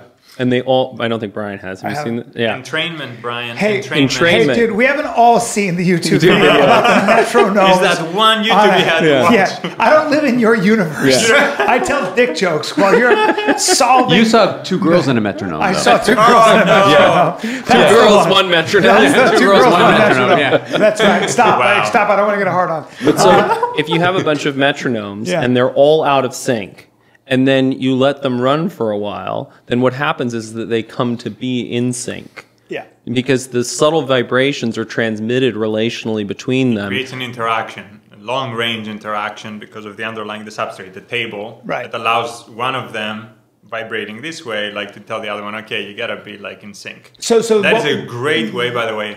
This guy is a genius. I know But he let's is. make I an know. exception Hunter's a for smart one. motherfucker. But this is Richard Feynman understood this using what we call now the Feynman path integral, right? So that you can break the totality of reality, right? Of how you go from one moment in the quantum universe to another one into slices, literally frames of a movie. And the more slices you make, as you try to all you do is you resum. You sum again all the different realities, right? And then many of them end up canceling each other. Simply because you're zooming out too much, and some of them seem to be just the opposite of the one. And then what happens is one of them just becomes resonant. The resonant one is exactly the one we live in. and any fluctuations away from it, in order for us to access them, and this is why I love my job, right, is you have to go quantum. You have to go to a level where they already are dominant. Even the more localized ones, right, is the ones that when you zoom out, they're just out, where the electron went this way instead of that way, Schrödinger's cat kind of idea. You still reset the universe and allow yourself to have all the full possibilities, right, the full deck, when you zoom in again. But the question is, and that's what I worked on, right, that millennium problem, how do you bring that richness, right, and freedom and possibilities all the way up to our level where we're used to living, instead of just having electrons having all the fun all the time, or photons or whatever. And it is possible. The amazing thing is that nature itself didn't figure out how to do it, but we can. So we can figure out a way, and this answers the question of how this thing you worked on bears relevance to the material world. We can figure out how to bring the quantum reality to Newtonian reality. What you're talking about is the unification theory here. We're, yes, even though when you think about quantum gravity, which is what you've been discussing, naturally, is, of course, yeah. Brian well, wakes up to read quantum gravity is one of my favorite news things. So we're writing a script about how it. How is M-theory doing today, you know? Yeah. How's loop quantum Man, gravity? you're floating, but you're so grounded. But I would say that quantum gravity is more relevant at places where you have very strong gravity, but also like at places within that space where you also have quantum effects that need to be taken into account. You have to zoom into the true theory, right, under very large curvature. So usually the place where you go is black holes. That's where quantum gravity shines the most, because anywhere away from that, we have effective theories. Quantum field theory, for example, right, which tells you everything you need to know about the universe in most situations, which has to do with what I was discussing before, that, and I haven't actually elucidated, and I want to take a moment to do that. What do I mean when I say that from pure chaos you can get order? You can get the laws of physics, right? You can get something reliable. It sounds like almost the metronome thing, because it is kind of like that. The underlying but even zoomed thing. out, isn't chaos essentially order? But this is, of course. God damn it, Ed. But the mechanism under which, right, this happens has to be itself generic. You need to have not a fine-tuning argument, right, where you say, well, it was Jesus' father that fine-tuned all the constants in a certain way. What I consider an even more intelligent design is one where you don't even have to try. It just happens by itself, simply by living at a different level of reality, right? All these laws, all these patterns appear. So let me give you an example of how this happens. This is actually pretty deep stuff, okay? If you flip a coin 100 times... As opposed to this other shit. No, it was just like words. That was a warm-up, guys. So this is something you can take to the bank, right? So this is something you can take to the bank. How could it... Can I give you an example of how you can get order and a law of physics, right? You can think of it that way, from something where there is no order whatsoever. It's just everything is like, everything goes, right? So think of flipping a coin, and for some reason you assume like that coin is heads and tails, like half the time you get heads and the other half you get tails. Mm-hmm. It's a fair coin, we say. And you flip it 100 times, right? And I tell you right now that, you know, you need to flip it until you get 100 heads in a row. Will you ever be able to get that? 100 heads in a row? I don't think so. Yes. Is it possible? First? Yes. Yes, correct. It is. I mean, the odds are so, they'd be way out at the end of the bell curve of the universe of possibilities, but there's one or... That's right. There's actually no. There would be infinite, actually. Well, there is. Let's just stick to like, you know, finite right now. There is 1 in 2 to the 100th. So 2 to the 100 means like 2 times 2 times 2 times 2, like, you know, 100 times, which is about 10 to the 31st. Meaning like there is a 1 and then 31 zeros after it. Which is many billion trillion. Yeah. Which is magnitude less. So you have which is one what chance. Ed gets paid. You just have one chance. Yeah. You have one chance. Or should get paid. In all these, right, possibilities to get it right. Right. One chance. Okay. You will never flip a coin 100 times. Right. A fair coin, right? The only way to do it is if you get really, really good at flipping the coin and you engineer reality so that you mess with the local distribution. The randomness is no longer random. Right. So all of a sudden you become so good, you have 99.99999, you know, % chance of getting ahead every time you flip. Right. but we're not that good. We suck. We're human. We don't know what to do. So what do we do instead? We say, okay, forget about trying to get 100 heads in a row, right? What if I asked you to get the first 50 to be heads and the next 50 to be tails? Are you any luckier? It's the same. It's exactly the odds. same. Yeah. This guy is really smart, right? He was actually number 2, I think, at USC, or number 1 when he graduated. Not many people know that. This guy is a You genius. motherfucker. Yeah, Were you? he was.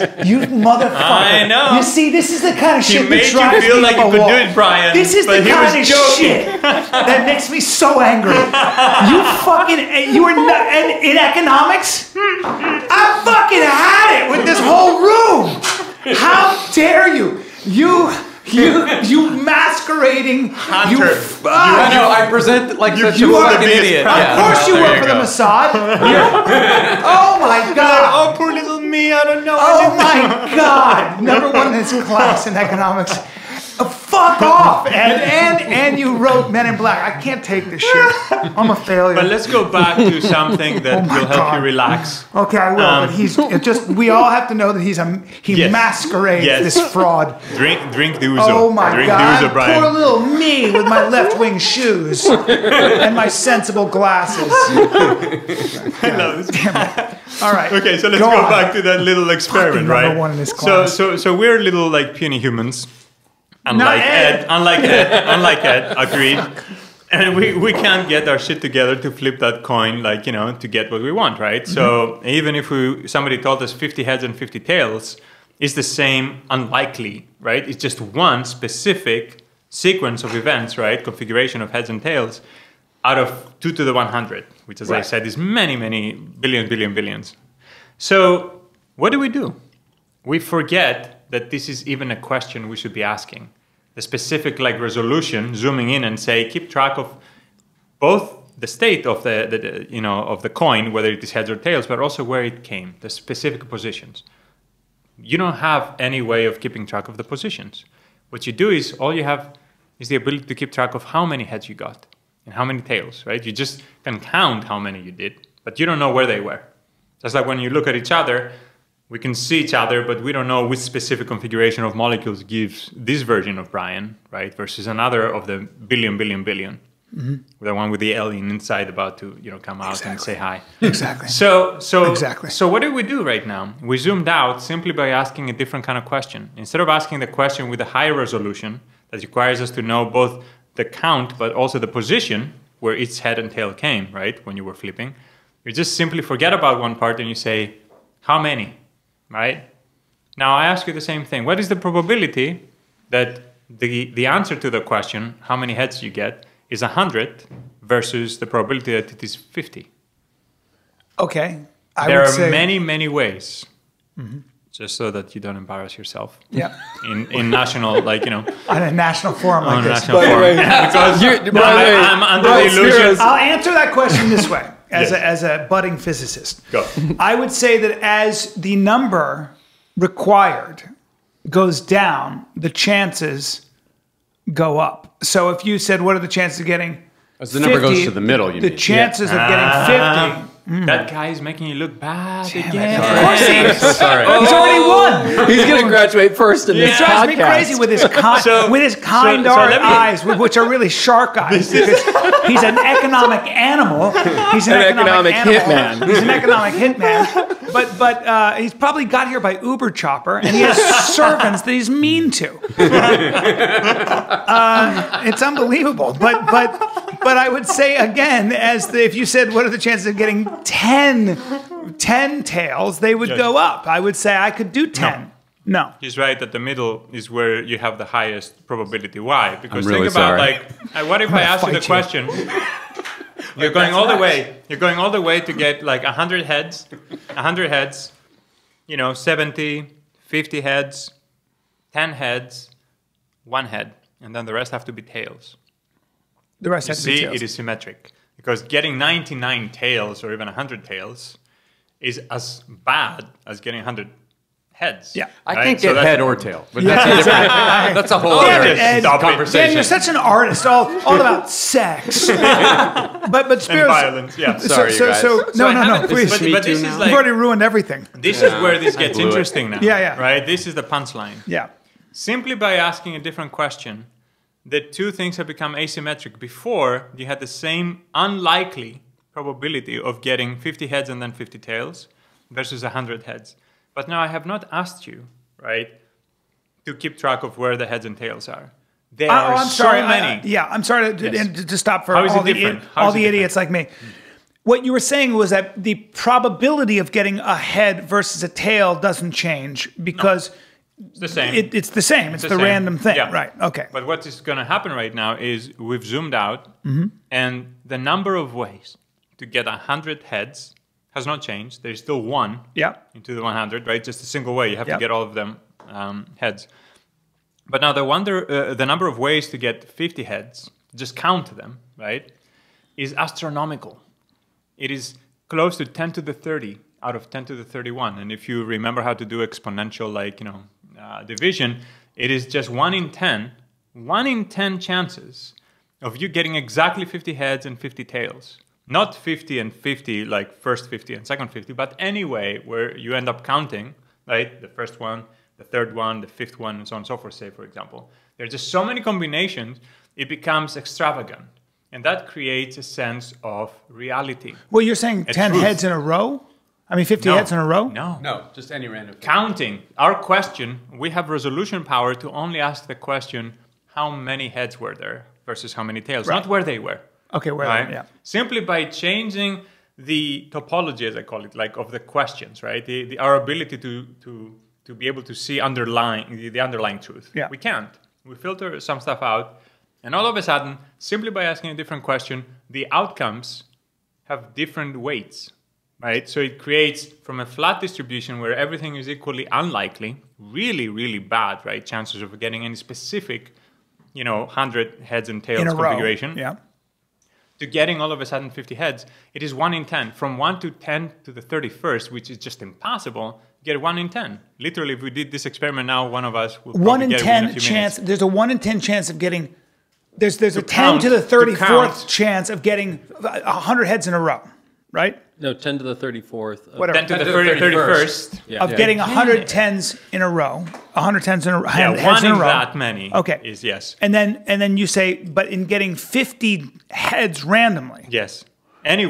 Anywhere, not just the first So 50. the Because difference remember, the difference between head, and then tail, and head, tail, head, Yeah, in it's- whatever it's 1 in 10. random. there are It's 1 in just 10. so many ways for you to get to shift together exactly heads, to place them in certain ways so that the rest of them are tails, right? Yeah. So half of them are heads. So literally There's by just so many asking ways. that question, Yeah. I have changed the requirements Exactly. of the reality in that moment. That's right. So you create for yourself the illusion that there is a truth out there. And the truth is the following, right? That when you do this experiment or when you observe the universe in this weird way of just counting heads and tails, right? When you flip, that there is a new law of physics that says most likely, right? You're going to see anywhere between 25 and 75 heads. Why am I saying instead of 50-50, anywhere between 25 to 75? Because the probability distribution, the way that the outcomes, right, are weighed differently now by zooming out, is creating what we call the bell curve. The thing that, if you remember from school, you have to be on the high side of the bell curve. This little distribution that goes up and then comes down exponentially fast. You'll remember I used the phrase bell curve. Yeah, you were like 5 sigma away. Anyways. You'll remember. Yes. I was on the top. You'll recall that I used it. You'll recall that I'm ahead of you, as if there is a time. But Yeah. I'm just saying. But there is something interesting here, right? Because if you want an arbiter of reality, and that's what we're trying to do right now, right? An experimental physicist is it. Think about the most strict judge of what is part of reality. Who is it going to be, right? We all have this shared experience that yes, reality is like this and that, and we agree. But when you go down to the crazy stuff, like the God particle and the Higgs boson, why did they take so long after actually seeing the data, right? It took them about 1.5 years, maybe 2 years before they announced it. Why? It had to be that the possibility of error in their measurement, right, with all the different errors coming together, had to be less than 1 in 3.5 million. This is what we call 5 sigma, 5 standard deviations from the mean, the middle. with respect to this distribution I just told you about, right? Where the middle 50-50 is the most likely thing, and the probability that like you made an error has to be less than being 5 standard deviations, being far, far, far away, like way beyond just getting, 95% on your exam, 99.9999%, right? You are at the very top of your class, but it's not 100%. You're still chopping away, right? As they say, and Hunter loves truncating all the stuff that is in the 0.00001, and you say, oh, this would have been errors, we can explain them and all that stuff. You truncate them away, and then you renormalize. You make the whole thing be, again, 100%. To do science, we want to be certain, right? You don't have this law of physics working, all this time, but not these other times. But yet again, we see that all the time. Newton's, law of gravitation worked 100% of the time until it didn't. Because you stopped truncating. Exactly. You started to consider what happens close to the speed of light. So Newton living... Well, you can predict the movement of the planets with Newton's physics. Well, but there was exactly something interesting happened. What happened with Einstein and with others, even before Einstein, was that they started looking at asking different kind of questions. Does light bend? Right? By asking different questions, they weren't asking just like, oh, how many heads did we count? They started asking about the positions of the heads. And all of a sudden, they're like, wait a minute, all this distribution that had emerged from something flatter, where things more possible, all these different things were very unlikely, but also equally possible. That's the amazing thing, right? These possibilities emerged all of a sudden. And then the question became, how can we access them? And the way of changing the point of view and asking these different questions was encoded in what Hunter said, which was, well, as you move closer and closer to the speed of light, this translates in our language right now for this podcast to, as you're asking different types of questions, deeper and deeper questions, what could you possibly observe that you were not expecting before? And these are like, the things that all of a sudden, light itself was gravitating towards other things.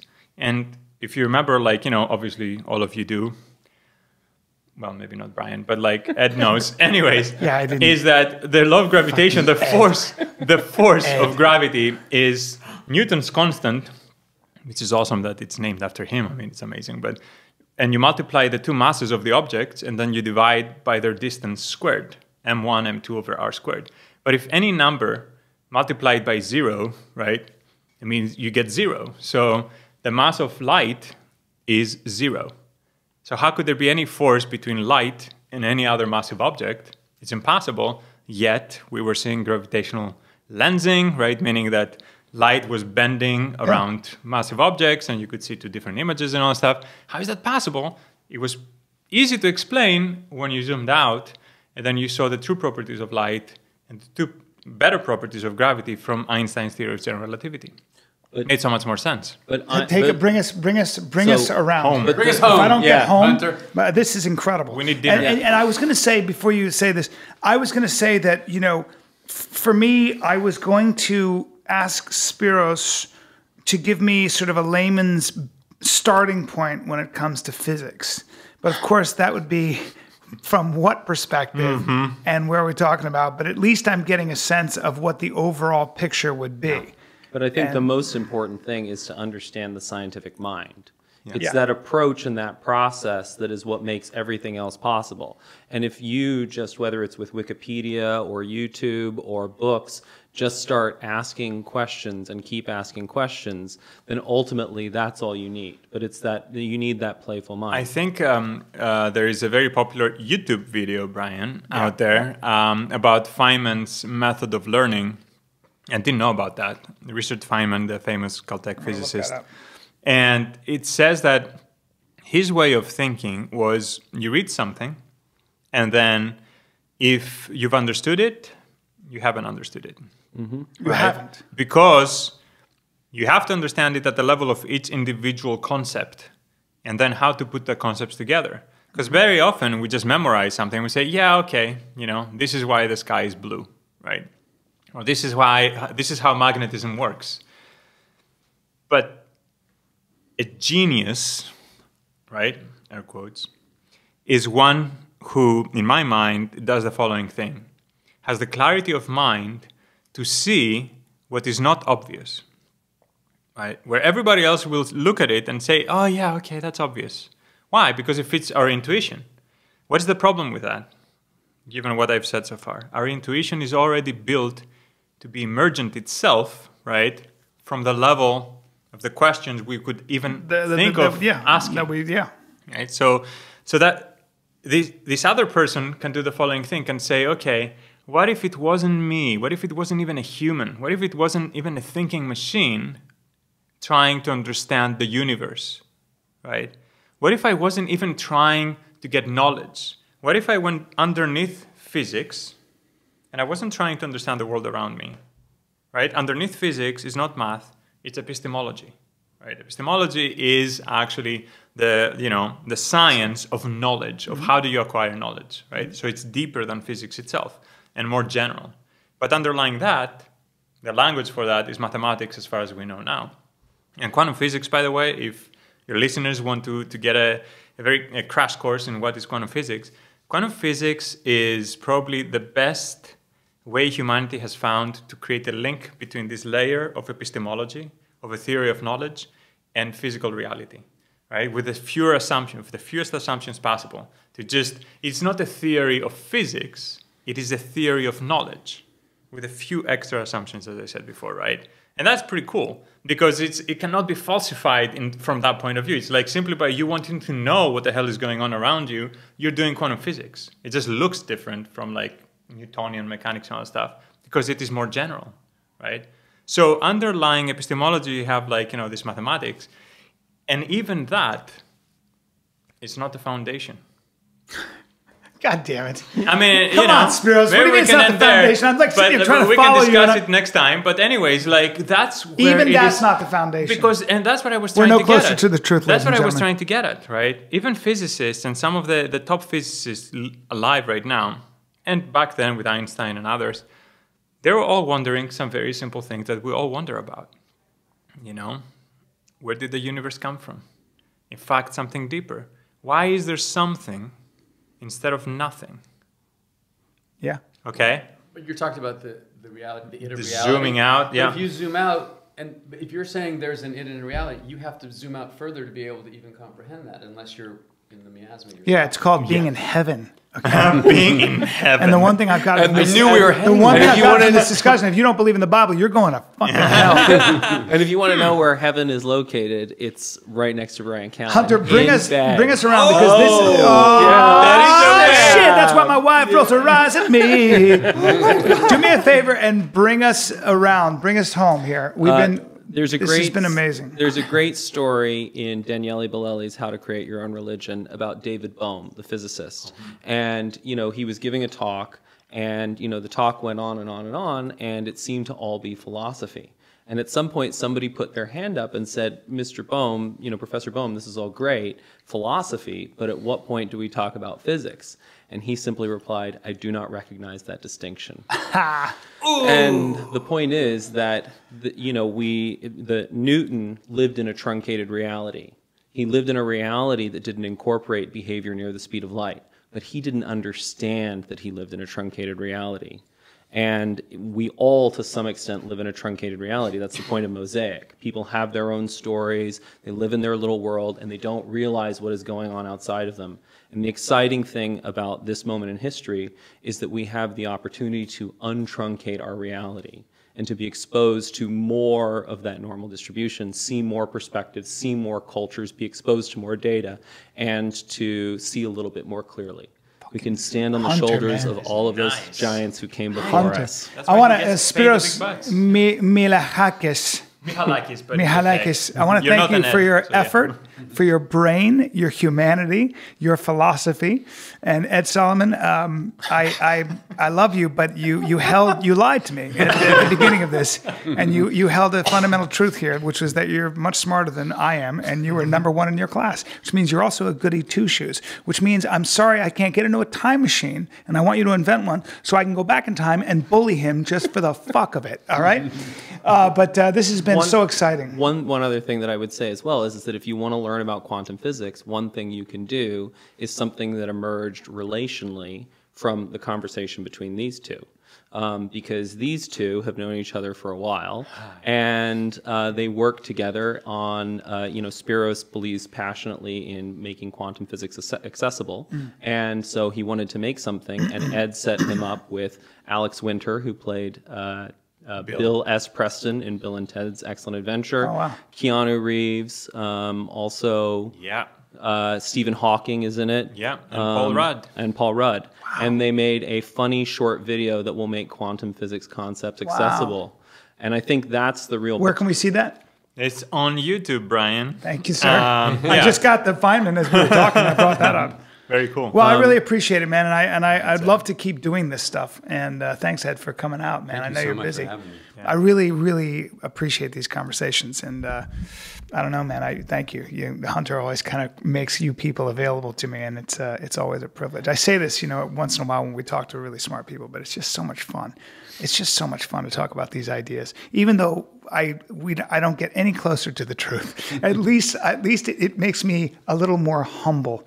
And then I look in a mirror and I realize that why be humble? Do you know what I'm saying? No, just because of my symmetry, which I want you to explain mathematically next time. Quantum symmetry. Because it makes no sense. It makes no sense. It makes no There's sense. no mathematical The time symmetry. doesn't affect my skin. It's It's still as tight as it was when I was in college. And I wish you guys could see me at work. And when I say at work, in the bedroom, because I look exactly the same. I look like a moving statue. Not to bring it all back to myself, guys. Thanks for listening.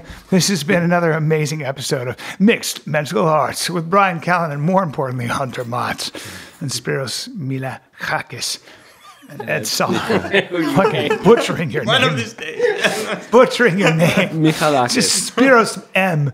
Yeah. All right, guys. Thanks.